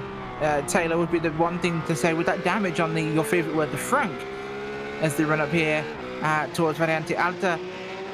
I don't think he can just get the headway. No, he certainly can not, as we see the white flag come out for Curtis Crummell. It's a tough break for John Martin. He's going to fight, though, as they work their way out of the Alta chicanes towards the Rivazza as we watch on. But there you see he loses that needed time he needs to get around Keith Morgan. Into the braking zone they will go. Morgan hits his mark, but here comes a big send from John Martin. He's going to try to take it in, but cannot make it work. Out of the second Rivazza before they head down the front straightaway to get the white flag. So one more lap for John Martin to see if he can break into the top 5 at least. One more lap. He is getting closer now, but he's going to have to do something here to make it happen. He's gotten ahead here, or he was trying to get ahead in towards Tamburello, but he won't be able to make it happen inside defensive line by Keith Morgan. Will hold that corner. Will he go wide, as many have done, try to defend here? Big run by Martin. He'll not get the opportunity. Villeneuve might be a chance for him. He has one more shot around this thing as he'll push, but he won't get that here. Curtis Crummell, your leader, is going to be coming up to Variante Alta here, guys. Last time for him, Waldron has 8 seconds on Gerlach. He's just behind him there, 2.0 seconds. Track blocked ahead of your leader. Oh my gosh, that was a big one. That slowed the leader down significantly there. I don't think there was any contact. Oh, there was slight contact there with the leader. Unfortunate timing, but not hurt him in the slightest, as Waldron is going to still be there behind him, but not close enough to really affect this. As Crummell now, one last corner, and he has this in the bag. Curtis Crummell out onto the grass there as he runs that final corner through the final kink here, and he'll come to the line and win here at Imola. But right behind him, Will Waldron will take the championship in the sport class, powered by Pirelli.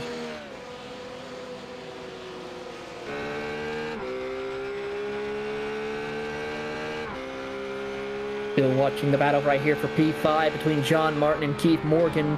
Martin tried to send it in there as they work their way through Rivazza for the final time. Coming out of the second Rivazza, Martin's got the run he needs, but it's going to be to no avail. Keith Morgan will hold on to that 5th position. And unfortunately for John Martin, he will finish 3rd in the championship as the rest of the field works their way through. Rachel, Ricky, what a drive by Will Waldron in that almost, I would say, terrifying lap for some of our top 3 in the championship to survive through the Villeneuve chicane, through Tamburello, all of those corners, and still be able to come out on top for Waldron for the championship as he is celebrating in the sand pit over by Tamburello.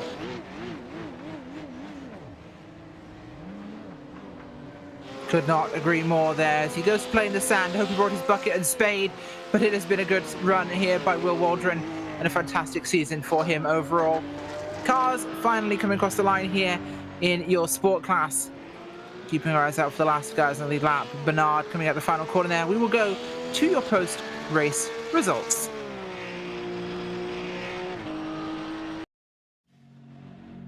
Coming home with the win was Curtis Crummell of Zone 3. Zone number 1's Will Waldron in 2nd, and now your champion.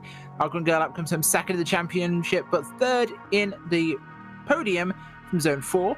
Then it's Ken Tuffman and Keith Morgan in 4th and 5th, with John Martin 3rd in the championship with Zone 1 in 6th place, with Bob Moore, Robert Walton, Carlo Boccieri and Dean Chapman running at your top 10, with 11th place being Will Kelly, Antonio Da Silva, Carol Davis and James Bernard, with Ken Nielsen in 15th. The rest of those positions on your screen.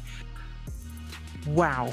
Let's see what happens in our club class coming up next.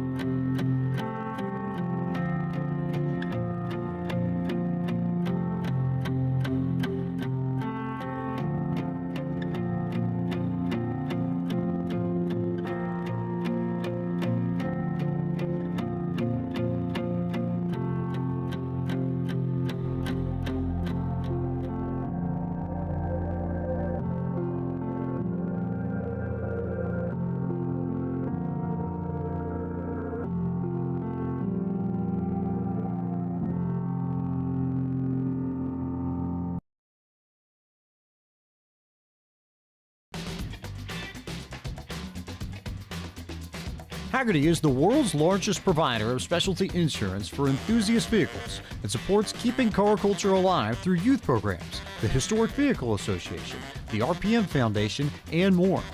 Hagerty is home to key programs such as the Hagerty Drivers Club, Hagerty Drive Share, Hagerty Valuation Tools, the Hagerty Drivers Club magazine, and much, much more.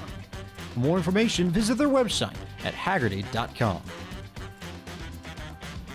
PCA Sim Racing is proud to have Haggerty Motorsports as its 2021 title sponsor.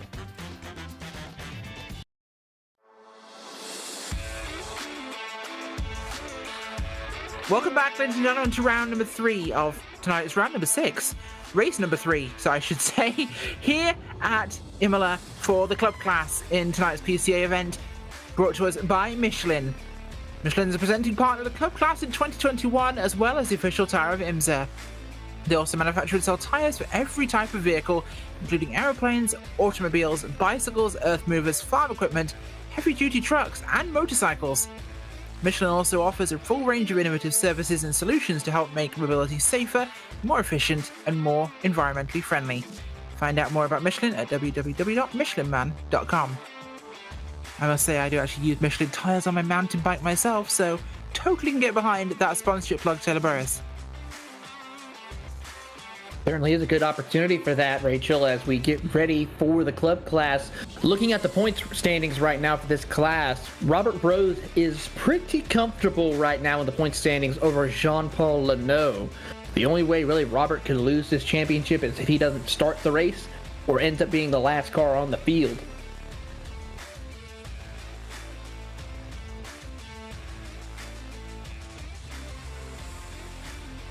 Well, that is, in fact, very true. But here's the grid. Zone number 2's Robert Rose leads the way tonight for club class with P2. Zone 2's David Craig. Third place in number 8 is Jonathan Waltman, with fourth place in number 1's Nikki Chan. Jeremy Masriello of Zone 1 in 5th, with Zone number 1's Robert Lacroix in 6th. Zone 5's Klaus Nielsen in 7th, with Zone 5's Ian Simon in 8th. 9th, Zone 9's Ryan Kordowski. Sean Murphy of Zone 3 in 10th. 11th is Zone 4's James Hayosh, with Jean-Paul Leno of Zone 5 in 12th. 13th place, Zone number 2's Tamar Elbaga. Julian Velez of Zone 1 in 14th, with Zone 4's Jake Steinbrink in 15th. Taylor, before we start moving, what are our points predictions tonight? Is it locked in, or are we racing for something? Pretty much, if Robert Rose stays where he is or finishes inside the top 10, pretty much, it's a guarantee. Jean-Paul Leno has to win the race, and Robert Rose has to probably finish in 30th in order for him to win the championship. Well, we'll have to see if he can do just that. Be a good race. It could be a bad one. We'll have to see how that one pushes through. But here we go. The pace car moves away and gets us ready for our last lap. Under pace car conditions, I'm going to race ahead already. I thought we were on pro for a second there, but here we go. Under the bridge, down towards the Riaso complex. And it'll be now the last time they'll see that pace car. Hopefully the only time they see it, although it hasn't been the only time this season. We have had it out once before. Let's hope we don't see that again. Here we go. Pace car pulls off.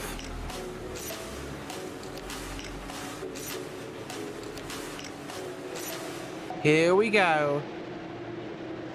That long wait without the pace car for the green flag here, which comes at the line. It is so nerve-wracking as they try and line up there. Dave Craig, Robert Rose, green flag flies, and we're racing at Imola. On a big move there, a little bit further back as a car pops out. That's the 87 of Ian Simon, who goes for this thing early on, diving up the line there. Oh my God, as we nearly have 3 wide into the first part of Tamburello. Everyone making it through in relative safety there, I think, so far. Tamburello has no casualties in this race. It's a clean run. Everyone's singling out, but a big, look at this. Here he goes again. Ian Simon up the inside, looking for an opportunity. He's gone 1, 2, 3, 4, 5th place for him from 8. 3 places gained before the first corner. And Ian Simon definitely trotting his stuff out here tonight, trying to see exactly where he can get up towards the front of the field. But Rachel, this is the first time that we're seeing the Porsche 911 GT3 Cup car out here on Imola this evening. Of course, the club class and the pro class both running this Porsche GT3 911 machine. And this could act a little different. We're going to have to see as the race goes on, but tire management may play a bigger factor than what we've seen in both of the roof track races earlier this evening. And these drivers are going to have to be a lot more careful because these cars can definitely unsettle in a hurry going over these bumps.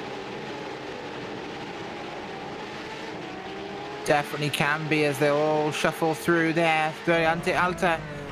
And Robert Rose has a very simple very, very simple job today. Finished the race in the top 10, and he has this thing locked down. So careful, but also fast. He wants to make sure he does just that. His gap about a second right now over Dave Craig in second place, with Jonathan Waltman in third. Taylor, where does our first points battle in the championship really start tonight? Looking through the point standings right now as we take a look at it, it's going to have to be a little bit further back than what you would probably expect. Probably around the 7th to 8th position, and actually the 5th and 6th spot between Jonathan Waltman and Ryan Krasnetsky. That's a good battle to keep an eye on in the 5th and 6th position. Throughout the rest of the top 5 ahead of them, Robert Rose, Jean-Paul Leno, Julien Vallis, Sean Murphy, they're all pretty much locked in with where they are at through the field. And a couple other things to keep in mind as we look through the point standing. Kevin Douglas, Bruce Robinson, they're in a good battle. That's about a 30-point gap between those two. So a couple of positions here or there, that could change the course of action. A little further back outside the top 10, 11th, 12th, and 13th between Jeremy Masriello, Klaus Nielsen, and Tamar Albaga. That's about a 10-point swing in the point standing, so that could be an interesting one to keep an eye on as well. But for the most part, everyone in the top 10 is kind of just in their own little island, with drivers either missing races or having poor results early in the season is the reason of why we have so far spread of a gap. I mean, for an example, Jonathan Waltman, who has won 4 races this season with the 2 bad results in race number 2 and race number 5, and then missing race 6. It cost him dearly. Definitely going to be the case in tonight's one. Ricky, we've had a pretty clean start to club so far. There's a lot of cars still very close together as you go further down your field tonight. 30 cars actually in this one, as we've actually had 2 retirements, so 28 cars running here. There's a lot of traffic towards the back, and it's super, super close. Yeah, these drivers are battling very hard, and I believe that's due to the car as well, Rachel. These Porsche Cup cars tend to race a lot better than the roofs. We've seen that pretty much all season. Of course, fair share of battles in all 4 categories in PCA Sim Racing competition. And contact there. A couple of drivers get into each other into the first chicane. I believe that's Nikki Chan, and couldn't quite make out the other driver that was into the gravel trap there, but unfortunate for those 2 drivers is just a little bit of a lock at the brakes. But you know, these cars tend to produce better racing. They're a little bit more nimble than the roof track machines that, of course, we see in the Challenge and in the Sport class earlier every single evening here in the PCA broadcast. So these drivers have a little bit more to play with when it comes to trying to make maneuvers around other drivers and battle side by side, as well as the slipstream with these huge wings on the back of these Porsches gets a lot bigger as they work their way down the long straightaways here at Imola.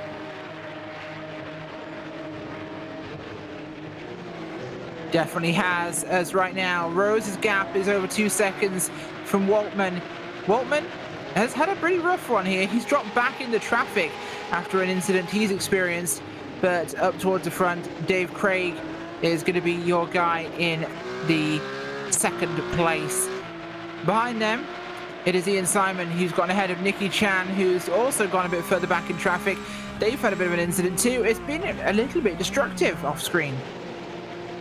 Just a little bit indeed. Nikki Chan, of course, our winner at Canadian Tire Motorsports Park earlier this season, was having a great run inside the top 5, and unfortunately has fallen back to that 13th position.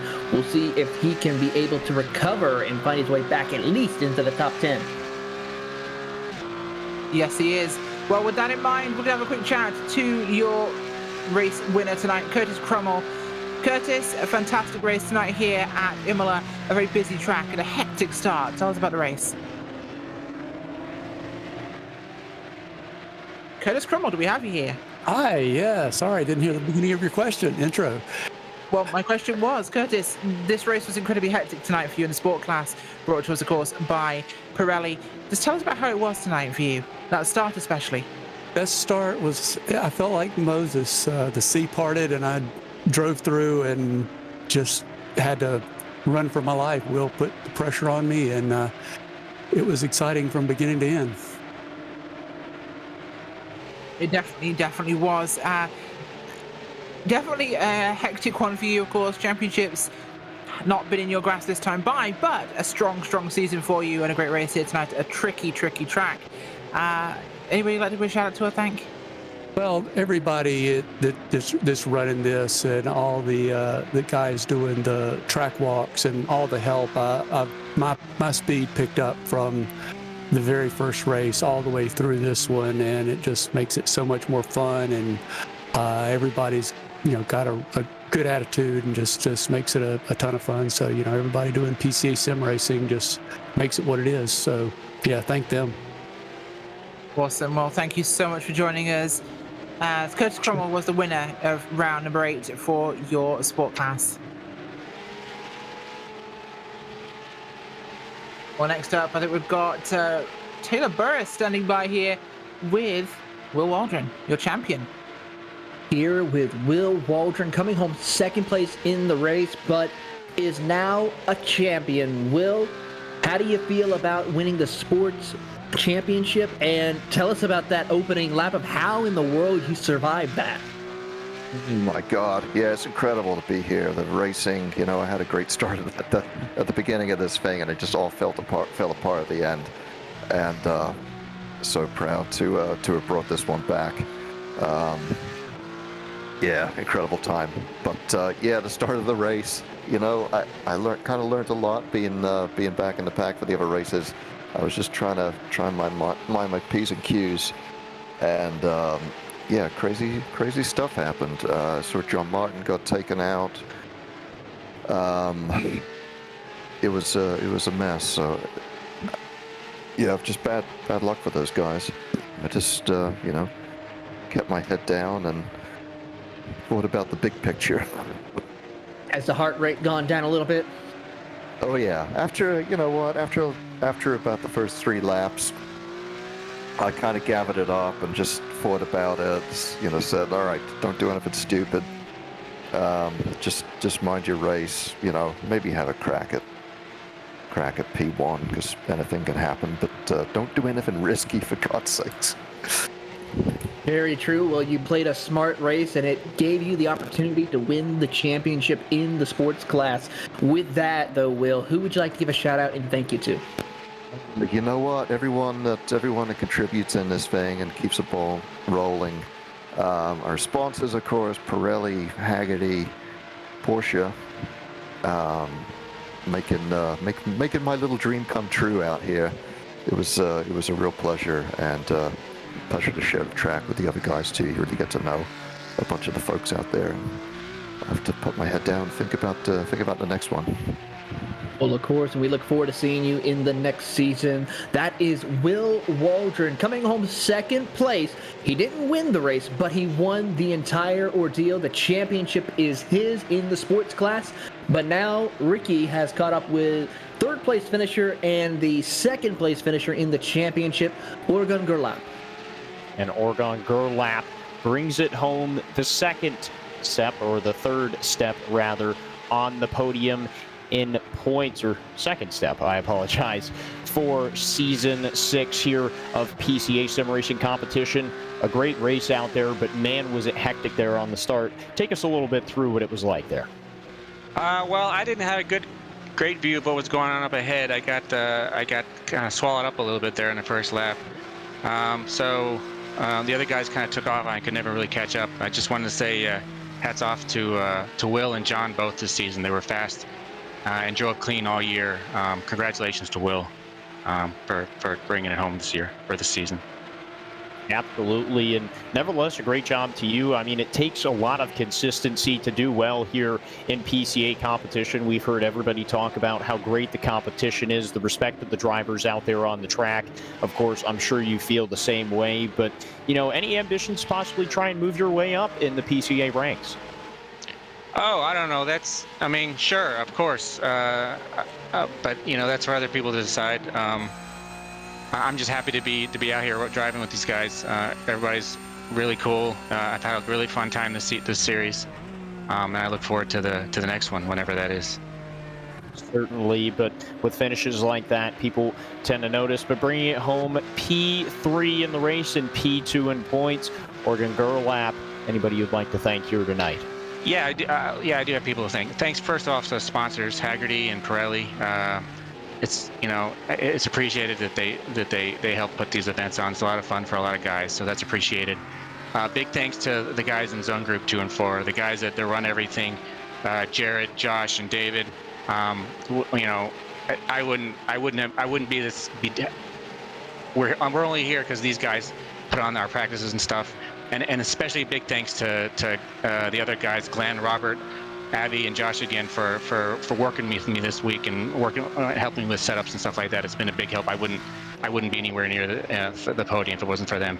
And then finally, just want to say happy birthday to my BA wife. She's been really supportive, and then thanks to my son Doa. I love you, man. Thanks. Absolutely have to thank the family, but that was Orgon Gerlap who brings it home P2, the second step of the podium here in Season 6 of PCA competition. And Rachel, got some interesting stuff going out here on track. We certainly do. Things incredibly busy right now on the track, as we've got some people really pushing through here, as Chan is fighting back to try and regain positions from earlier on, as we've seen the same sort of thing as well from Waltman, who's pushing ahead of Chan there. So the 16 and the 7 pushing up now 10th and 11th at the moment from starting 3rd and 4th. Rose is leading a very quiet race, Taylor. He's nearly 4.5 seconds clear of Craig. And Simon up to 3rd from 8th place. Massive charge from him. He's sitting there comfortably in a 3rd place too. But he's catching David Craig. He certainly is right now as we watch Ian Simon working his way through the Villeneuve chicanes, trying to catch up to Dave Craig as they come out of Villeneuve heading to Tosa. But this is really the battle in the podium positions between Craig and Simon, as Robert Rose is just hitting his marks, pacing the field right now. About 5 seconds separates him from Dave Craig as they make the run up to the Piratella and Aqua Minerale. They are for sure doing just that, as we'll keep our eyes on that battle as this one evolves for us a moment. But take a look at our timing, and guess what, boys and girls, it's about that time again. We're at your midway race report here for the club class in PCA competition, brought to us by Michelin. Michelin is the presenting partner of the club class in 2021, as well as the official tyre of IMSA. They also manufacture and sell tyres for every type of vehicle, including airplanes, automobiles, bicycles, earth movers, farm equipment, heavy-duty trucks, and motorcycles. Michelin also offers a full range of innovative services and solutions that help make mobility safer, more efficient, and more environmentally friendly. To find out more about Michelin, visit www.michelinman.com. And with that in mind, let's take a look at your field for this evening's competition. Robert Rose, your championship leader, the 443 from the Shenandoah region of Zone 2, started on the pole and is leading the race right now. Started second place, running second place, Dave Craig there from the Keystone region, Zone number 2, the 996, putting on a great showing in tonight's run from this one.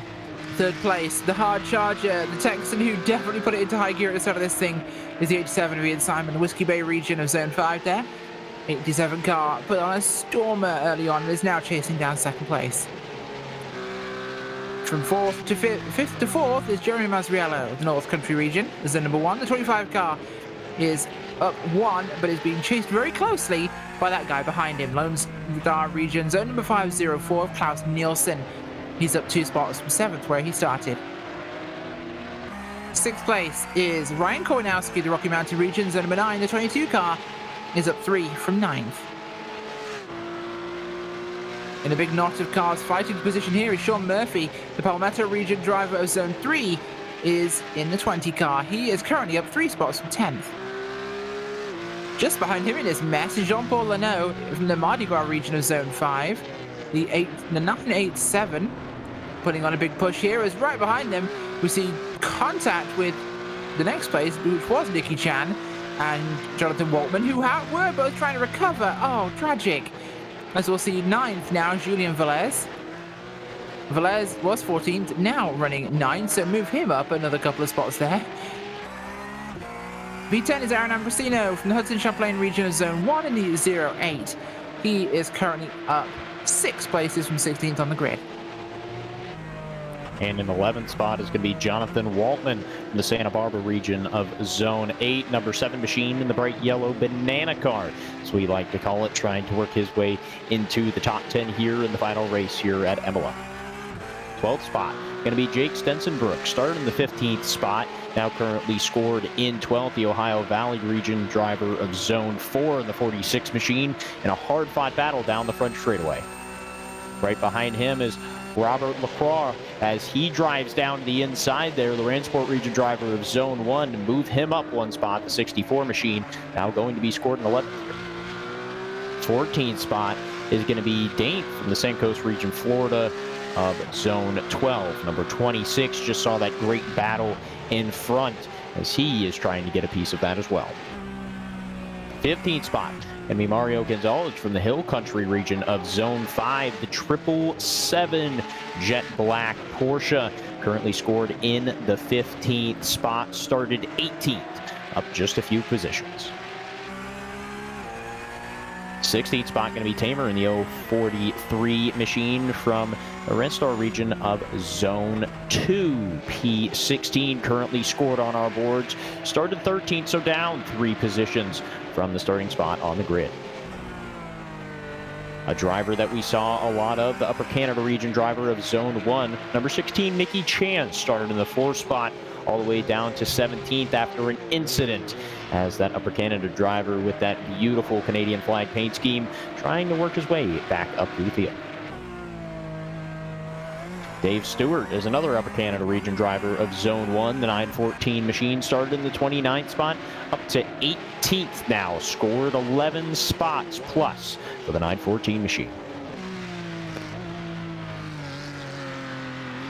The 103 machine of Georgie Markinson from the Metropolitan region of Zone 1. The 103 machine started in the 26th spot, is now currently being scored in 19th. 20th, and rounding out our top 20 here is Chris Duffy from the Florida Citrus region of Zone 12. The 924 machine started in the 28th spot, up 8 positions, Taylor. Bruce Robinson from the Northern Ohio region is sitting in 21st position right now. He's one of those championship competitors who is trying to see if he can be the highest finisher in the non-top 10 class as they work their way up across the start-finish line heading towards Tamburello. As we see, 22nd goes to car 29 of Michael Patterson from the Longhorn region out in Texas, working his way through Tamburello. A very quiet night for that driver after starting in 20th. The 23rd position goes to Andrew Elsom. The Peach State region driver has gained a couple of spots after starting in 25th. The Pegasus Racing driver is in the 981. Or actually, no, that is not the Pegasus Racing car. That was actually going to be George Markadakis earlier on we saw. As we move on to 24th, James Hayosh from the Southeast region. The yellow number 8 working his way through the field after starting a little bit further up the field in 11th. A tough break so far in 24th. 25th goes to Ken Eskridge from the Heart of Dixie region, having a very quiet night after gaining a couple of spots in the top 25 after starting 27th. Kevin Douglas is in the 26th position from the Reason Toto region after starting in 22nd, has lost a couple of ground in the 810 machine. He is the last car on the lead lap, followed by Gary Rice, the first car 1 lap down from the Peach State region in 27th. 28th position goes to Julian Nguyen from the Upper Canada region. Has had a very difficult night after starting in the 19th position. Almost looped it around coming through the Ravazza, but has not been able to hold on in 28th. And Jensen Benet is the last car in the field. He unfortunately had some issues with his internet connection. Unfortunately, that's the thing we have to worry about when it comes to sim racing. Not worry about really the engine or the car malfunctioning, is making sure that our computer and internet stays true and stays online.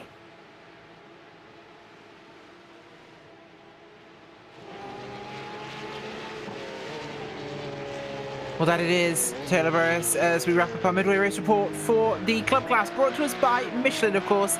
And yes, your machine staying on is incredibly important, especially in the heat of summer, where it can be incredibly difficult to do that. And let's not forget, these guys are racing in basements or in offices, stuck in their sim rig with a roaring computer chucking out heat, performing at its highest level, baking them alive.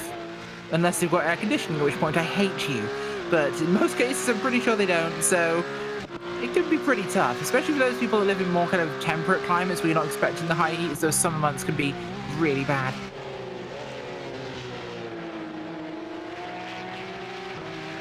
Absolutely, but I don't think, I don't know, for me, fortunately, I don't have the no AC problem. It's quite nice having it, but Ian Simon, one of the drivers who we saw at the beginning of the race making some huge moves, currently scored in P3 now, trying to get the second spot away from the 996 machine. Those two drivers going to be at battle here. They've been bumper to bumper for the past couple of laps, and we'll have to see that battle continues to heat up here towards the latter half of this race. But all race long, Rachel, it has been the 443 Porsche of Robert Rose. Absolutely putting on a clinic here for the field.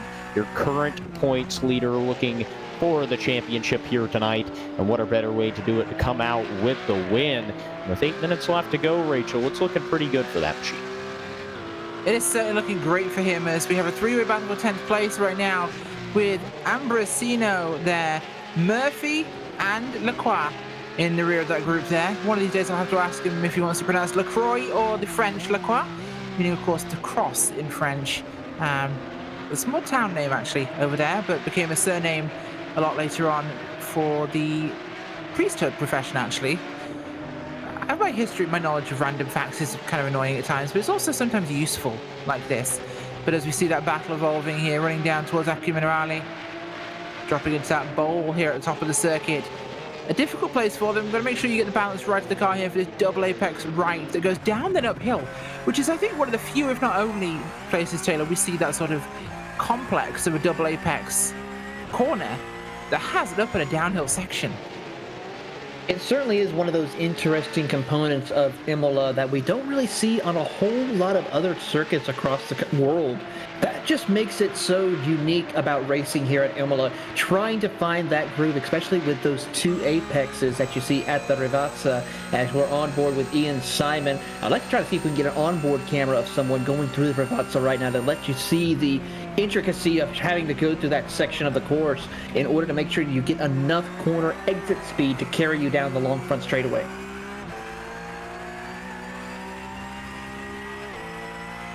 Yeah, indeed, that's straight away a big problem sometimes, but right now it's going to be a big advantage for Lacroix, or Lacroix. We haven't decided yet. We'll find out. I'm going to stick with the French's contact with Murphy and Ambrosino ahead, puts both of them off the track. It gives Lacroix the advantage he wanted there, and through he goes 2 spots for free in Tamburello.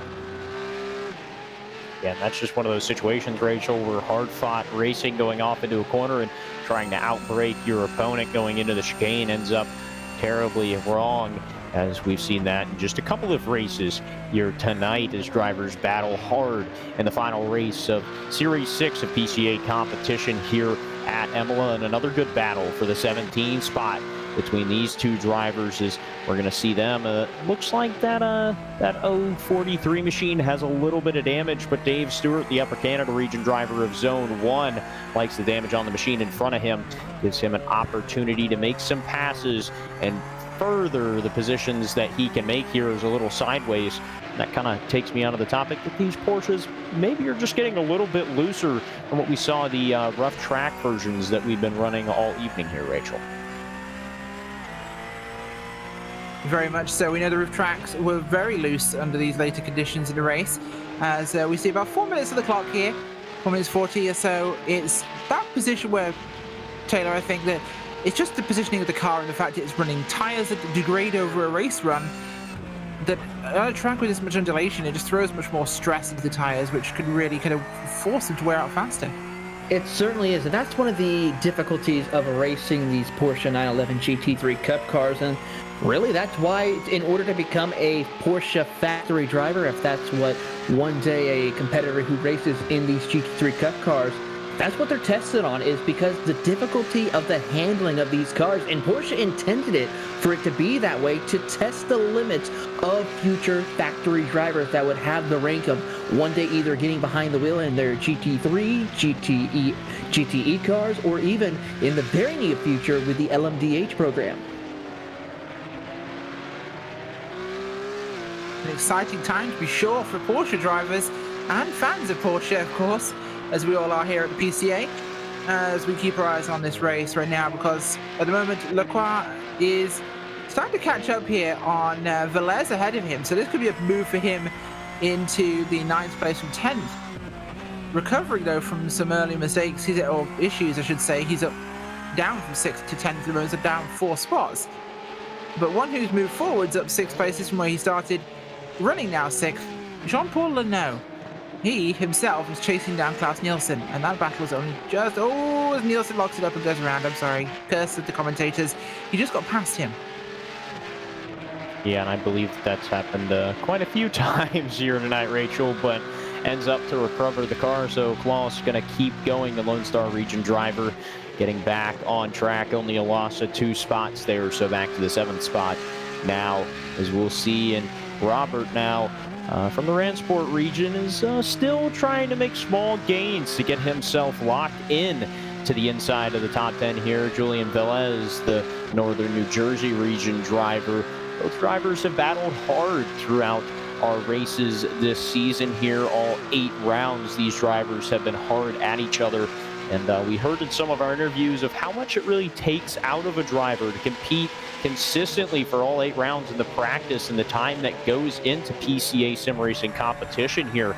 And you know, these drivers getting down to the wire in the final race here are just about to that point, Rachel, where those moves, maybe they don't have as much patience as they did 7 rounds ago in our opening round of PCA competition here this season. No, I think you're right. The patience has changed, but their experience of the drivers has definitely increased as well, meaning that they're a little bit more familiar with who's who and what they do, which will be a big advantage for them.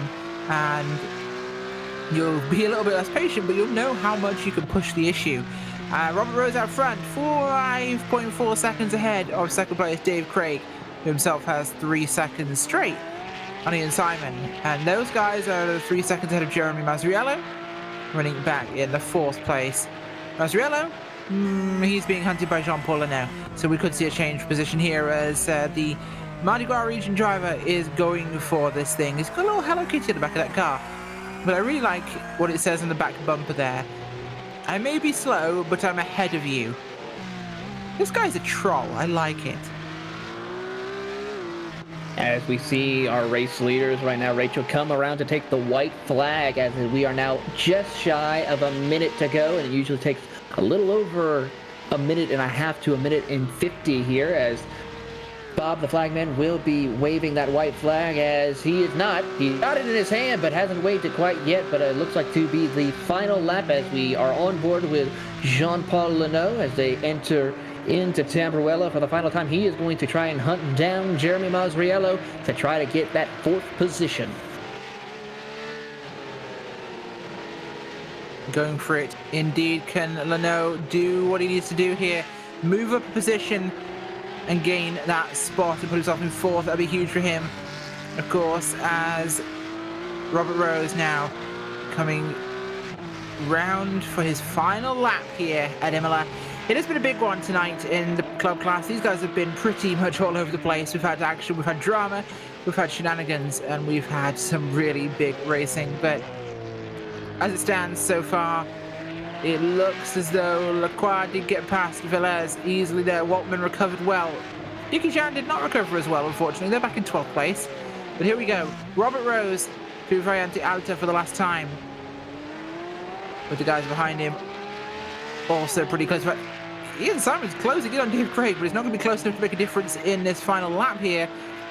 But Masriello and Lenoux could be a problem, because we know you can probably pass before the line. We'll keep our eyes on that as Robert Rose comes through Ravazza for the last time here at Imola for the club class.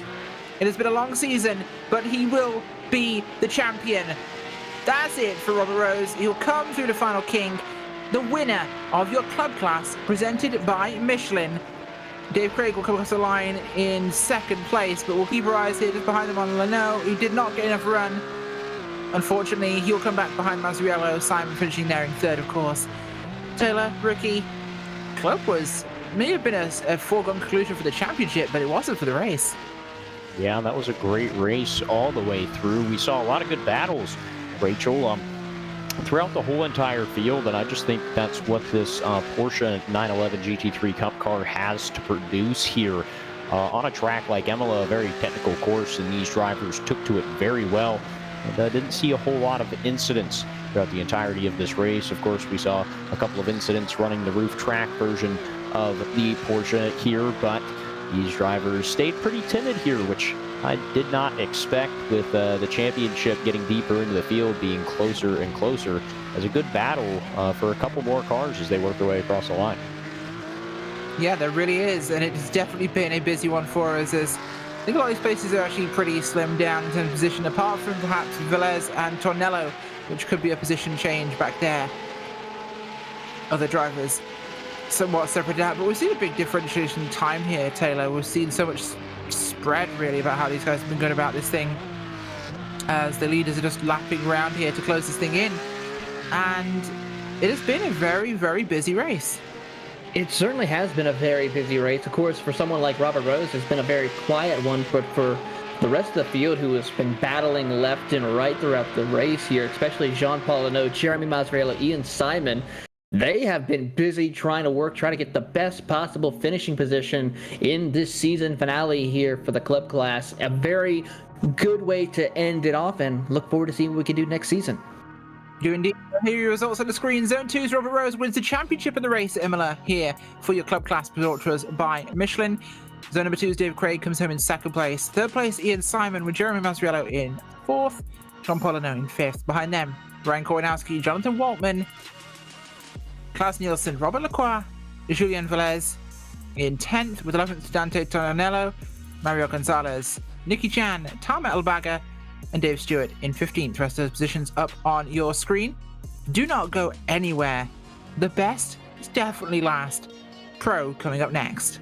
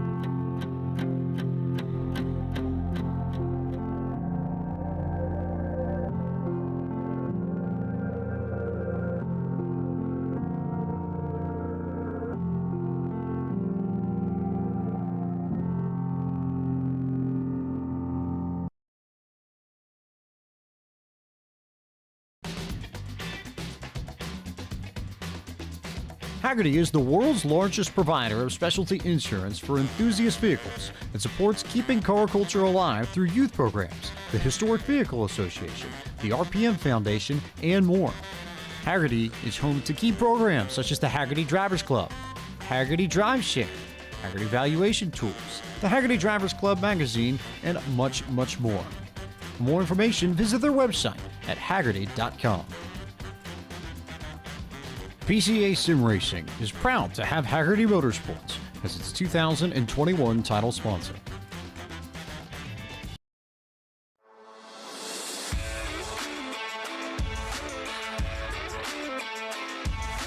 Welcome back for the fourth and final race tonight here in PCA competition at Imola, the Pro Class. And we've been waiting for this one all night, but the other three races have been amazing. We've had such a great evening. Hopefully you guys at home have too. And we are here for this final run around this gorgeous Italian track here in the north of the country. Out front at the moment in qualifying, Rafael Amorim, as we're getting ready to finish up qualifying in this thing. It has been a busy one. We have 22 cars on track, as just a quick mention. But in the last race, Robert Rose won the race, the championship, and Das Reinigen, aka the Clean Racer Award. So a triple head for him. Pretty nice. Looking good there as we get ready for this one, guys. It's been busy so far today. Now, what are we expecting out of this race? What are our points actually looking like, Taylor? Well, looking right now, it is about an 18 points difference between Christopher Pies and Michael Coopersmith. Now, Christopher Pies, as long as he finishes anywhere between 3 to 4 positions ahead of Michael Coopersmith, we should see Christopher Pies taking home the championship. Michael Coopersmith has to do a little bit more work. He not only has to probably win tonight's race, but also make sure that he finishes at least 5 to 6 cars ahead of Christopher Pies in order to take home this championship. Indeed, indeed. Don't forget, we're brought to us by Porsche tonight for the Pro Series, and they're more than just a sports car. It's a way of life for all of us, and we appreciate the support of PCA Sim Racing as the Pro Class sponsor. And with the recent sub 7-minute lap at the Nürburgring in the new GT3 and the arrival of the all-new 992 GT3 Cup car to the US, Porsche's dedication to motorsports is stronger than ever. Find out more about Porsche at www.porsche.com. Let's take a look at our grid here. Zone 3's Rafael Amorim leads the way in first on the grid. Second place, zone number 10's Jordan Dyer. Zone number 1 is Michael Coopersmith in third, with zone 5 is Billy Smith the second in fourth. Fifth place is zone number 5 is Christopher Pies. Zone number 3 is Jacob Shum in sixth. Zone 5 is Matthew Siddle in seventh. Zone 5 is Leif Peterson in eighth. Ninth, Rich Minkler. 10th is zone 5 William Anderson. 11th, zone 13 is Joe Stiffel. 12th, zone 1 is Chris Brown, with his zone mate James Huth in 13th. Zone 6 is Arthur Chan in 14th, with zone 10 is Mark Huth in 15th. I got both the sponsor read and the grid done as the cars sat here ready to roll off the track. So we did pretty good movement here as the cars start rolling. And guys, this race is hopefully going to be a spicy one. We've got some very comfortable races on this track, some experienced drivers, and this one's going to be big. Yeah, and the best of the PCA Sim Racing competition out here tonight for the final race of Series 6 here.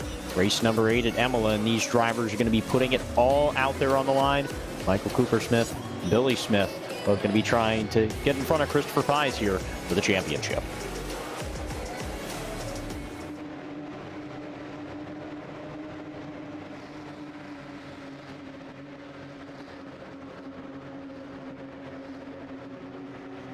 Rolling off now, we get ready to go here as the line will come.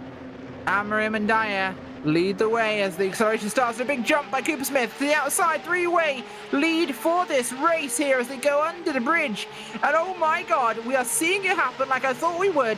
What a stonking start to the race tonight here into Tamburello. 2 by 2 by 2 they come. They're all over each other. Pies, Coopersmith, Billy Smith, Dyer, Amorim, everyone's not even moving. There's contact there between Coopersmith and Smith. Whew, they were close to trouble here today, Ricky.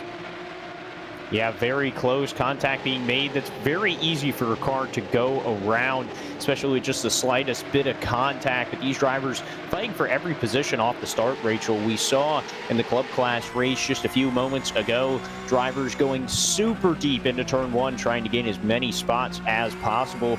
These drivers definitely trying to do it here, all battling for a championship and the bragging rights to win the Pro Class PCA Sim Racing Championship here in Series 6. And these drivers going to be all over each other all race long. As a great battle for 8th. Yeah, they really are. Its place is definitely going to be a battle for the moment, as we've got cars all over each other throughout this field here. But I don't think they're any further apart or closer. Oh, there's contact there with the 56 car of Schum. There's contact again, and the 55 goes off the track. Oh, good God. Yep, that happened. As, well, rejoining. Okay, I see that Leif Peterson's going to be chatting to race control, I think, after that one. Although I think there could have been a little bit of the old Nettorino that happened there. Difficult situation to really explain, but we're keeping ourselves going on the track as we come here to the end of the first lap. Rafael Amorim still leading the way here in Pro Class. Dyer in second place with Cooper Smith in third. Just a little bit further back, Billy Smith with Pies and Bron Minkler. And Peterson there as well, side by side, Minkler and Peterson. Little contact. Round he goes again. That's the second contact in a few minutes as he rejoins and saves it. Wow. I want. Can we show that again? I want to show that again. Rich Minkler just YOLO'd that save from being half spun out. I want to see the onboard here. Here we go. Coming into the corner. They're going to come into the bridge now through Tamburello to this section here. Just as they turn in, gets contacted rear. Gets put sideways.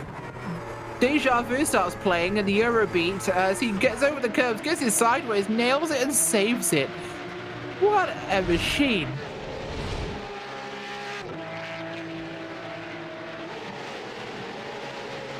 What a drive, right? As we're on board with... Yeah, we're on board now with second place Jordan Dyer as they work their way towards the back half of the course, coming through the Alta chicanes, curb hopping these Porsche 911 GT3 cars as he's trying to keep pace with Rafael Amorim right now as they work their way towards Rivazza. Looking at the point standings right now, it's still going to be in favor of Christopher Pies, not by much, even though Pies is a little further back by at least one car separating between him and Cooper Smith, with Billy Smith in that fourth position. Still going to be giving that championship to Christopher Pies right now, who is just running his race in that fifth position. Consistency is key, and I think he kind of learned that from his teammate Leif Peterson, who was Mr. Consistency last season, which helped him win the championship in Series 5. Really did, and wow, looking forward to seeing this one play out. It's been busy so far in this race. The start was phenomenal. We have 4 cars breaking away at the front here. Amorim, Dyer, Cooper Smith, and Smith, Ricky. And there's been some different action around the track so far. Yeah, and right now, the biggest battle that we're seeing is this battle for around 10th spot as drivers getting really close to each other. Some blocks being thrown down into the chicane now is 3 wide for a moment there as these drivers trying to settle out and work their way through the rest of the corners here. But these drivers, I'd say all the way from 10th until about 16th spot as we ride on board with Anderson from the Longhorn region right there as he is in the thick of it right now. These drivers battling hard for those mid-pack positions, Rachel. These are the type of drivers that we didn't talk a whole lot about in most of the races that are in the middle of a points battle in their own right, not for the championship, but possibly inside the top 5 in the top 10 in points standings. These drivers still battling hard for everything they can. And as we ride on board with Cooper Smith there, you can see how much these drivers really using the curbs. And these cars seem to handle the curbs a little bit better, Rachel, than what we saw with the roof track cars, of course, as the damage on those cars, mostly, even for our leaders, had damage on the front end just from hopping those tall curbs here at Imola. But these cars seem to hold on a little bit better. Yeah, Dyer's all over the back of Amorim here as this one gets a little intense towards the front of our track, as we'll see them come across the line here. Heading towards Tamburello. One of the cars I do want to mention is a fan favourite. Trey Drawhorn is in 11th right now, up 5 places already in this thing. We're only 3 laps in. He's been doing some big moves. He certainly has, as he's now moved up into the top 10. Trey Drawhorn from the Chicago region. He wants more positions as he's going to try and fight his way around to see if he can keep behind James Hugh as they enter into Tamburello. He's got a little bit of a gap between him and Joe Stiffel to get into the 9th position, about 3.4 seconds. But he is leading a train of cars from 10th all the way back to the 18th spot of Richard Franco. So an 8-car train. This is going to make things very exciting as they work through the Villeneuve chicanes up to the top of the hill of Tosa. Yeah, we sure are. As keeping our eyes on this lead battle because it's still very much on. So right now, Chris Pies, I think, is our leader. Is that right, Taylor? Currently right now, Chris Pies, if the race were to end right now, he would have a 6-point advantage over Michael Cooper-Smith. Not a big advantage, but just that enough would give him the race championship series here at Imola. But he's got to maintain this position and just run his race. Now, if we see Michael Cooper-Smith work his way up a little bit further, then things will change. I'll have an update on that here momentarily.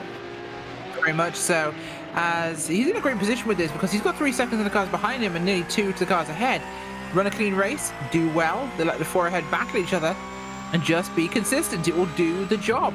This is Amram, Dyer, Cooper-Smith, and Smith here, guys. We're going to take a look at our interviews from the club class. So first up, we're going to get a chance to chat to Mr. Robert Rose himself. Robert, the race win, the championship, and Das Reinigen, the clean driver. How do you feel? A little numb at the moment, and relieved. It's been one heck of a season. Grueling, to be honest with you. And coming into this week, I knew it was real. It was close.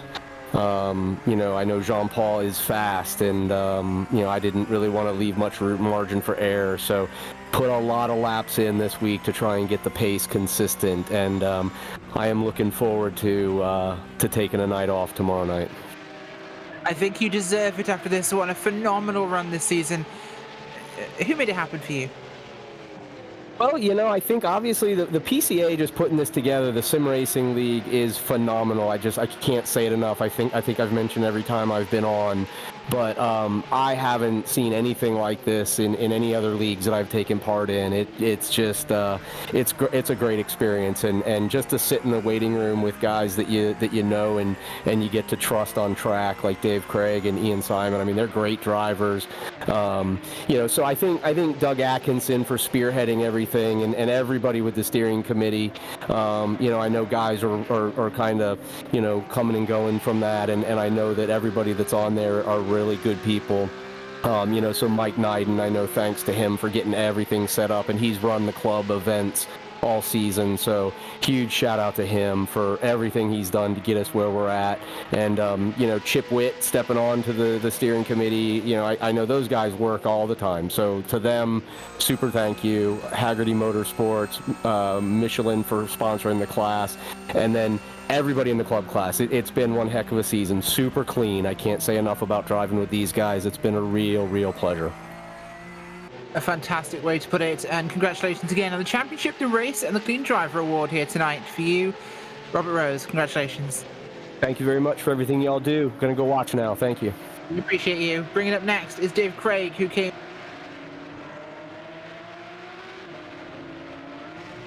hello, and he will be standing by. I think we're good. Yeah. There you go, Dave Craig with Taylor. Here with Dave Craig, coming home in second place here in today's race at Imola. Dave, how was your race, and how was the conditions on the track for you towards the end, especially how the tires felt? Not too bad, actually. I was a little bit slippery, and I was trying to just conserve tires because I felt like last week at Road Atlanta they fell off pretty bad, so I was afraid of that happening. So after things kind of sorted themselves out at the beginning of the race, and I was sort of by myself, I was just trying to pace myself and take it easy. What is one of the things that you enjoyed about racing here at Imola compared to other circuits that we've raced to this season? I really like the flow of the middle part of the track, going through like Variante Alta and then down into Aqua Minerale. If you hit it right, it really flows nicely, as long as you don't abuse the track limits too much and get a slowdown penalty. So it's just kind of fun to thread through those sweeping sections. I'm less of a fan of like the giant sausage curbs and stuff, and seeing how much you can get away with bounding your car over top of those. I like the stuff that flows a little bit smoother. Well, before we let you go, Dave, is there anyone we should give a thank you to? Yeah, I appreciate PCA in general putting this series on. They do an amazing job. The guys in Race Control, our sponsors, and then also congratulations to the winners in our series. I wasn't really a part of it this series. I just dropped in for a couple weeks, but congratulations to Robert Rose for pulling away there at the end and really dominating. He did an awesome job. Certainly the case. That is Dave Craig coming home in second place in the race. But before we get to our next competitor, we have to make a big announcement right now. Michael Coopersmith goes around after making contact with, I believe that it might have been Billy Smith, the second who made that contact. Here's the onboard replay. Ricky, what do you see? Yeah, as we're going to see them both battle hard down the front straightaway as they go off into the chicane here. It's right there where the contact's made. Just a little pinch on the curb by Coopersmith to try and battle hard. Just didn't give quite enough racing room. We'll get another aerial view of it right here as they work their way down in the chicane. A very tough part of the track for these drivers to try and pinch off there, and a little bit of contact made, and then just not enough room for both cars. Just ran out of real estate. And unfortunately, Coopersmith goes back to P7 now. That's going to put him way back in the chances of getting a championship here tonight in the Pro Class.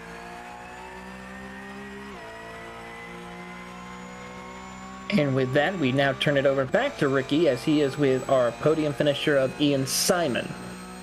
Well, some things developed on track, but nothing similar to what you did at the start of the race, Ian Simon. A great start of the race. You made some absolutely phenomenal moves throughout the whole entire race to put yourself in a position to get a podium here tonight. Take us through what it was like on the first lap. Yeah, really great start. I don't know if the other guys didn't get a clear look or whatever, but moved over and got a good look at the flag stand. Had a good start. Made up a good few positions there, and then it was just about keeping it on track. You know, I knew this was kind of going to be a race of attrition with the high temps and everything, so made a few setup tweaks to help the car last till the end, and looks like that worked out this time. Certainly, and for you in the club class competition, tonight was not necessarily a points battle for you. Weren't looking for a championship, but more of a race win. You still brought it home in P3, though, so a great job nevertheless. Is there anybody you'd like to thank for tonight's finish? Just congrats to Robert. Awesome season for him. Congrats to Will Waldron, fellow Q Cup teammate there, taking the championship in sport. And then just, thanks to the wife for keeping the kids busy while I'm racing, and the family who watches all the races. Absolutely. Always have to thank the family. That was Ian Simon, who brought it home on the third step of the podium in the club class. And we'll shoot it back over to Rachel for Jean-Paul Leno. Certainly will. Jean-Paul Leno coming home second in the championship here in club. A fantastic run for you. Oh, yeah. Thank you. That was, worked hard all season, and I got off to a slow start, but I kept just trying to plug away and get a lot of top 5s, top 10s, and things worked out. Well, it certainly worked out for you. Who made it happen for you behind the scenes? I'm sorry, say again? It certainly was a great job, but who made it happen for you behind the scenes? Anybody you'd like to thank or give a shout out to? Oh, yeah, well, behind the scenes, my wife and congratulate and Julian,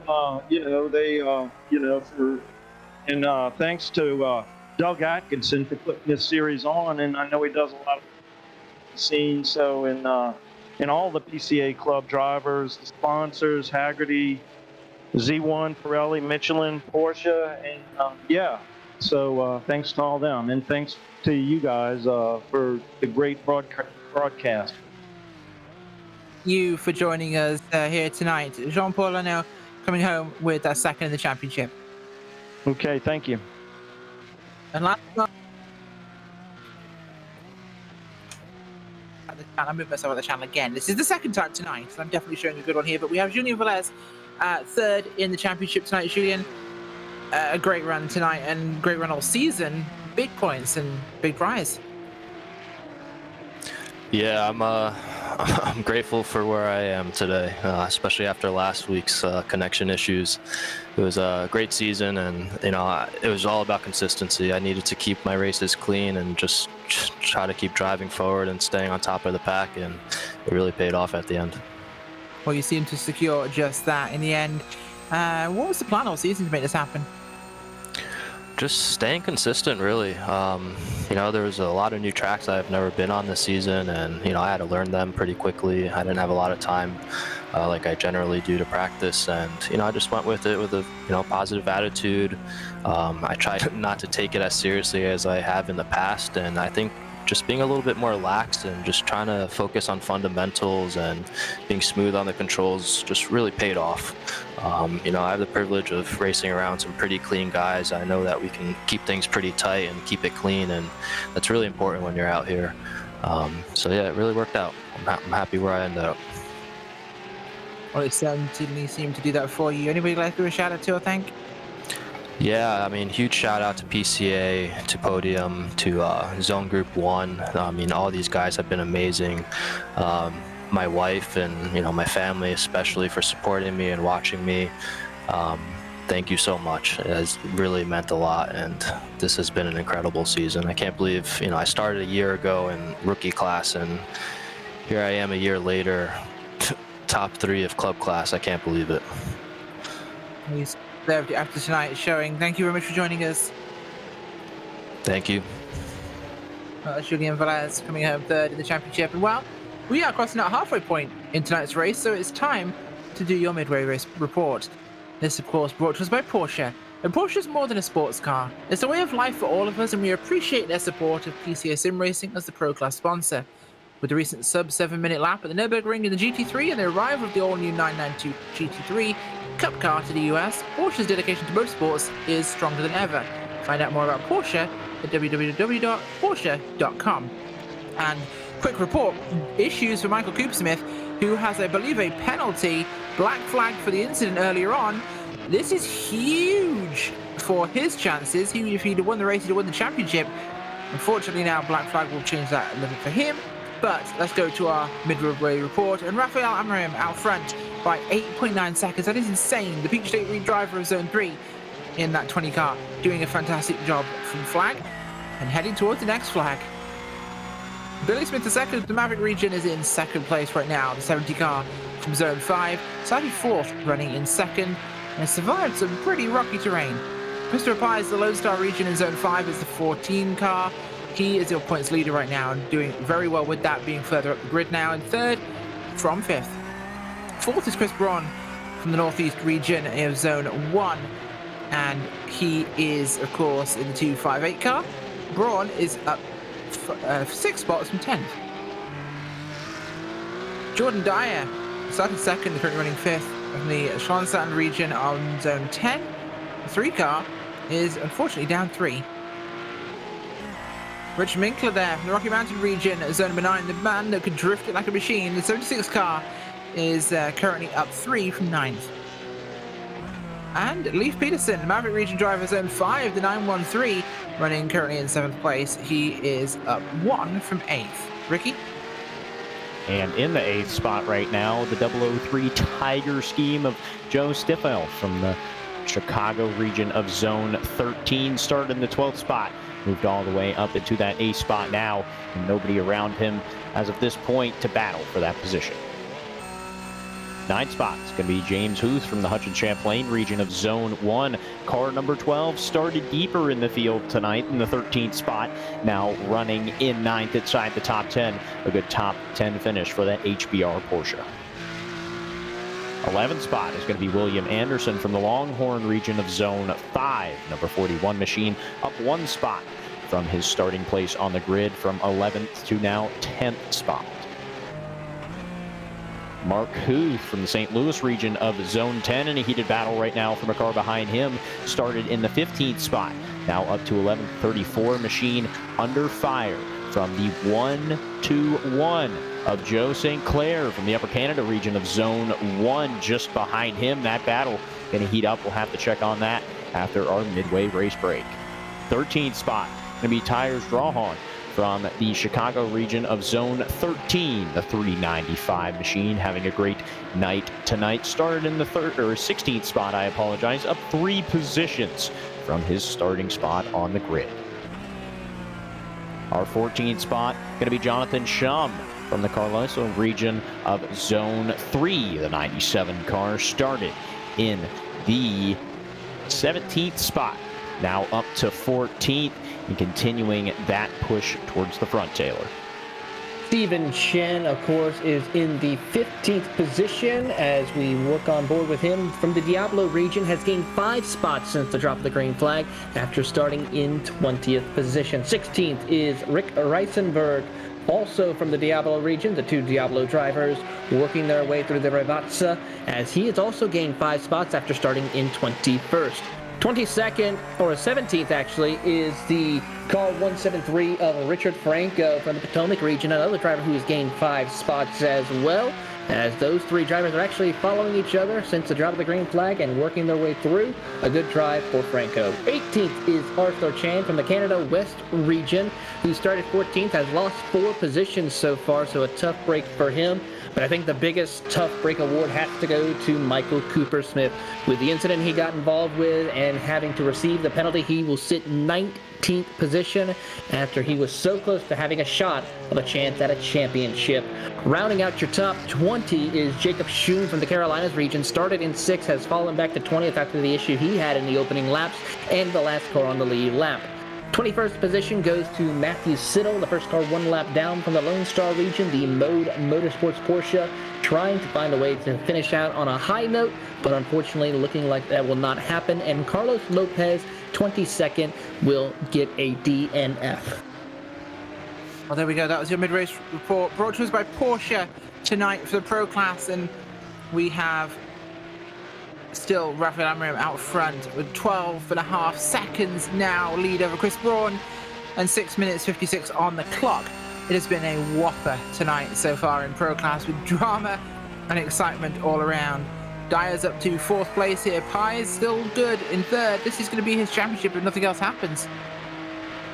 Yeah, and it was really close there as Cooper-Smith was just looking to possibly make some more moves and get up to the front of the field before calamity happened. But a 4-car battle now for the 2nd spot, as you see it on your screen right now. Our championship leader just in the middle of that right now, Christopher Pies, as you can see him in that black Porsche right there as he works his way through the chicane. The Lone Star Regent, driver of Zone 5, trying to keep a good finishing spot here, trying to finish off on the podium and hopefully come home with a championship tonight. Hopefully indeed, as you see Chris Braun there on your screens looking for 2nd place at the moment, or he is 2nd place, looking towards the front, but no chance of catching Amram with the way things are. 13 seconds there gap, but Pye is right on the back of him. That will be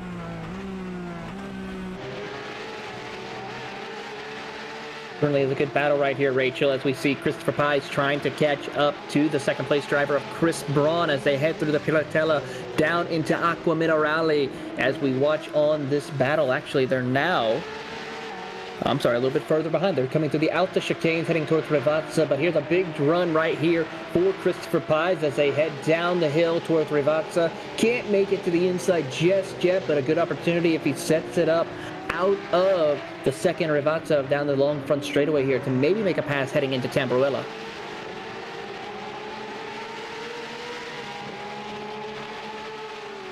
Yeah, but that battle is still continuing down the front straightaway. That's really the closest battle that we're seeing on track right now, Taylor. As you can see, Christopher Pies, another great run as they work their way into the first chicane. Shoots to the outside, now going to dive down to the bottom of the track.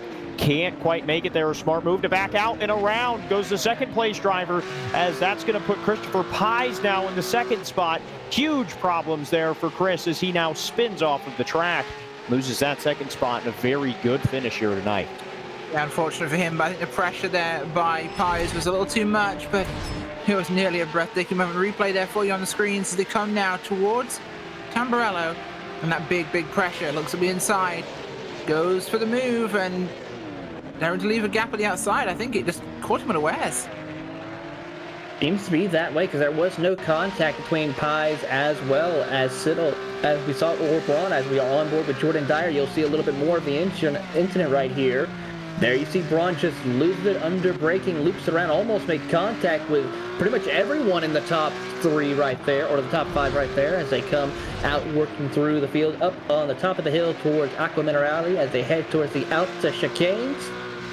And Jordan Dyer still trying to see if he can gain another position here, but it's pretty much a 3-horse race for the second position in this race here, Rachel, as Rafael Marin checked out by 13 seconds.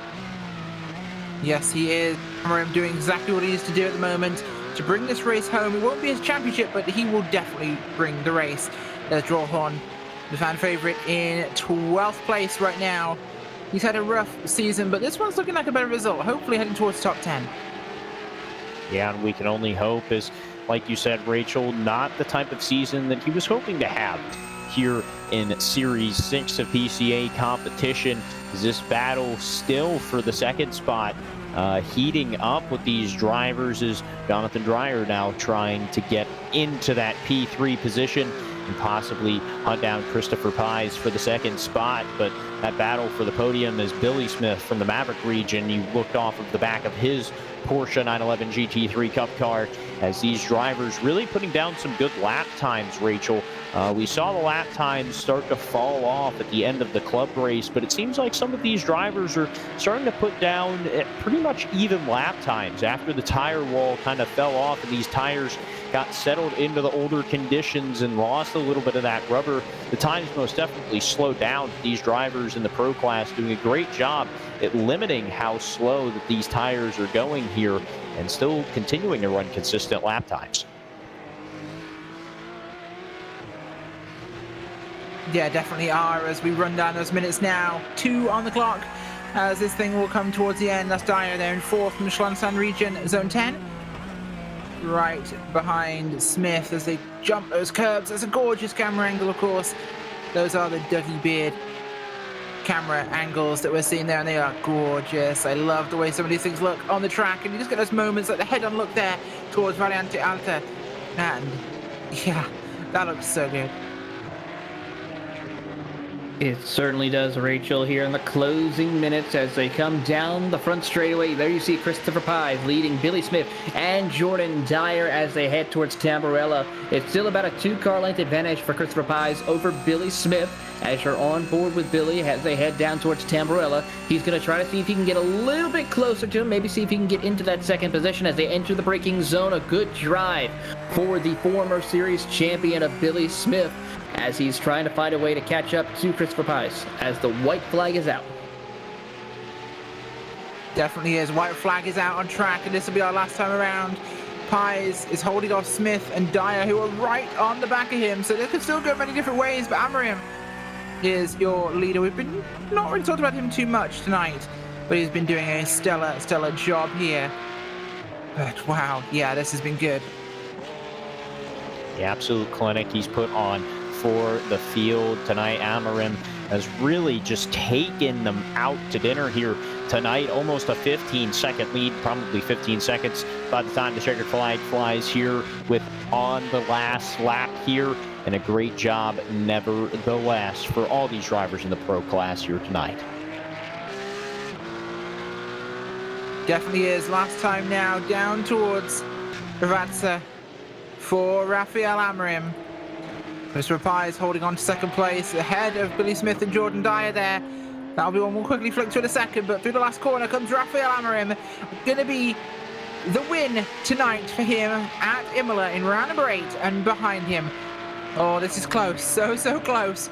Christopher Pies with the train of Smith and Dyer behind him. Can he hold on with the draft? It could be a factor. Christopher Pies will come home in second place. With the way this is looking, no draft effect for Billy Smith, and he will win the championship in Pro Class.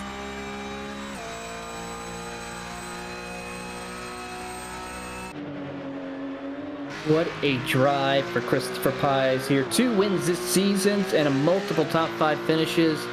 And I gotta say, it's actually probably a back-to-back for team championships if you think about it. Christopher Pies and Leif Peterson both teammates, so a strong performance for this team here as they take home another championship as Stephen Chen comes across the start-finish line as we try to get the last few of our lead lap competitors across the line. Here comes Michael Coopersmith. The heartbreak is real for the Hudson Valley driver as he will come across 18th position.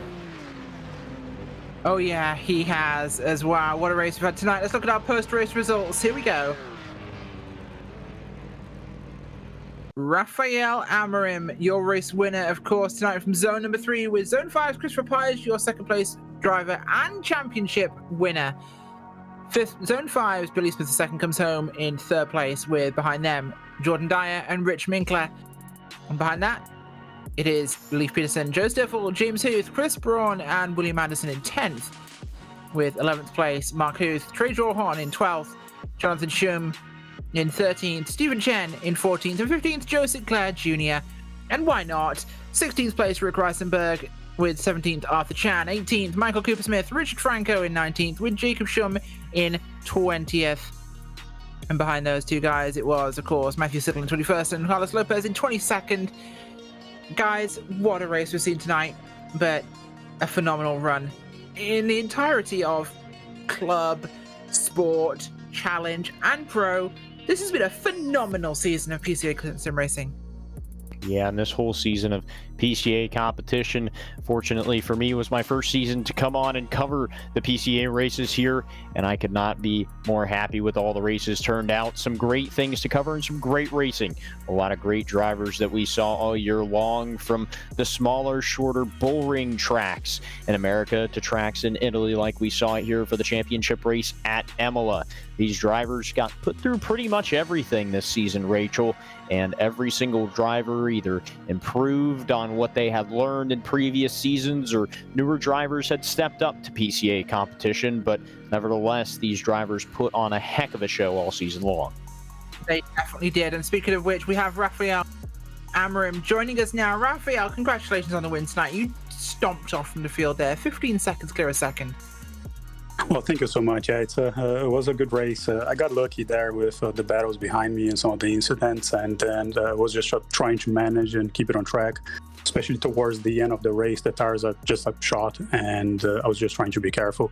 But yeah, great race. It's a great win again. I'm so happy, and yeah, great result. Certainly was. And what is this track like to race in the 911 GT3? So it's quite challenging. It's a great track. It's so much fun, but it's very challenging because in order to be fast, you really have to push it. And one little mistake is going to cost you either the race or the lap. So it does get tricky halfway through the race as your tires are no longer in the same condition. And you have to really be careful. It feels like you're really sliding all around, but it was a lot of fun. I love the track, and driving the Cup car here is just a ton of fun. It work for you guys? You in this case, behind the scenes, and who do you want to thank? Well, as always, thank you to everyone that kind of helps organize and participates in this. This has been a lot of fun. I enjoyed a lot this season, and obviously thank you to the sponsors as well. My wife that kind of supports me through this, and I also wanted to congratulate Chris for the championship. Chris has done an amazing job throughout the season. It's well deserved. Thank you so much for joining us. Oh, and we also had, I believe you got the Das Kleinigan Award, the Clean Driver Award for you today, so congratulations. Oh, wow, nice. Thank you.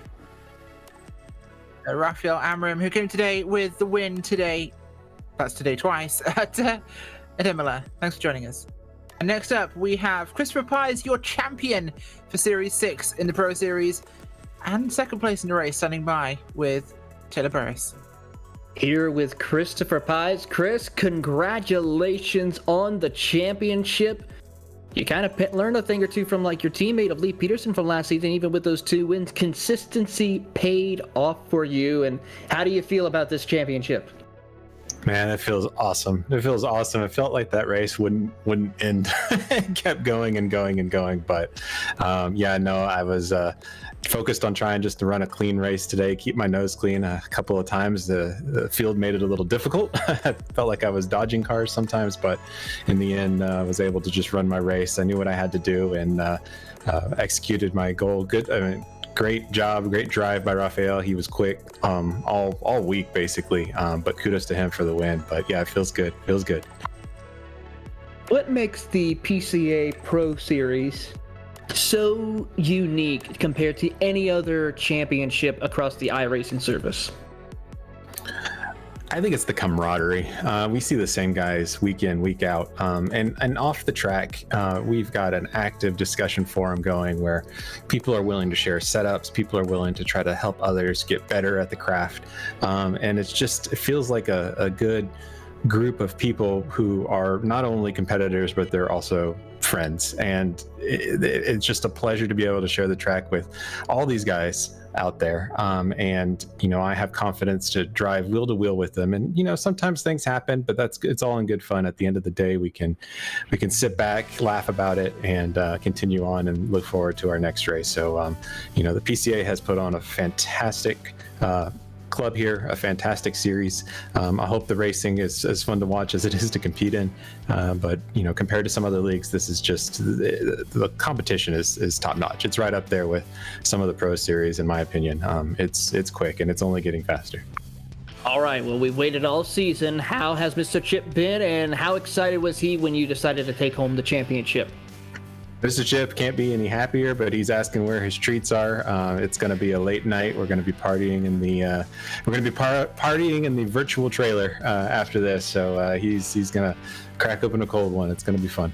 Oh, that's going to be exciting. I'm on my way. We're going to have a blast with this championship win. But Chris, congratulations. Anyone you would like to say thank you to?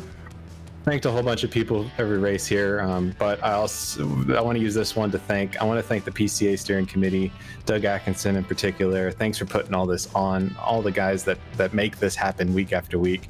Also, thank you guys, the podium crew. You guys put on a fantastic broadcast. Without you, nobody would be able to enjoy it outside of the guys driving. So thank you so much for doing that. Our sponsors, of course, Porsche. The Porsche Exchange, Z1, all the guys. I know I'm missing a million of them, but thank you all for allowing us to be able to do this. And for a lot of us, including myself, it's a dream come true. And to be able to do it is just awesome. My family for putting up with me in the late nights of practice, and then my real life team for letting me do this in real life as well. Casey Carden Motorsports, Denton Brothers Racing. You guys are awesome. I'll see you at Road Atlanta next week in a couple weeks. Well, there you have it, your champion of the PCA Pro Class powered by Porsche, and that is Christopher Pies, coming home second in the race, but winning the championship as Ricky has caught up with a former champion coming home in third place, Billy Smith. And Billy Smith here with us right now. And Billy, not the championship you may have wanted, but to end off the season with 2 straight podium finishes has to feel good. Yeah, it does. I pretty much knew at the beginning of the season I wasn't going to be in contention. I knew I was going to be missing a couple of races, but just a big congratulations to Chris. I think he's been pretty close before, and so just well-deserved, well-earned. So big congratulations to him. Absolutely. And, take us through kind of what your preparation was for the season. We've talked to a lot of guys throughout our time of season 6 here that say it's a lot of work to put in for PCA competition with the talent level of other drivers and having to go to practice. Are you looking for a little while off from sim racing and kind of getting in the groove of things of practice every single week? Well, to be honest, it's kind of the running joke that I kind of just show up without practice. But I'm so busy with other things. I wish I had a little bit more time to help me be a little bit more competitive. Just some of the pace that some of these guys have, like Rafael today and last week even, is just crazy. So I kind of like the break. I stay really busy with work, and so I kind of really look forward to the Wednesday nights. Certainly, but Billy, finally, is there anybody you'd like to thank? Again, a phenomenal season for you. Of course, not battling for the points, but every time you showed up here, you continued to have great finishes and finish on the podium. Yeah, just thanks to you guys. Thanks to everybody behind the scenes that are putting this on. It's amazing organization, within the series, and there's a ton of work that goes on behind the scenes. And just thanks to everyone that puts that on, PCA itself. And I just want to say hi to William. Absolutely, and that was Billy Smith, the driver who finished third here in the closing round of the Pro Class, brought to you by Porsche here in Season 6. And Rachel, a lot of great things happened this season. Really did, and a phenomenal season for us all. If he's willing to, I'd like to bring in someone special for a second. Doug Atkinson, are you there?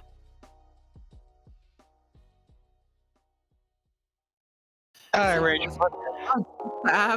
Just wanted to, of course, one of the guys who really is at the heart of making this thing happen here with PCA Sim Racing.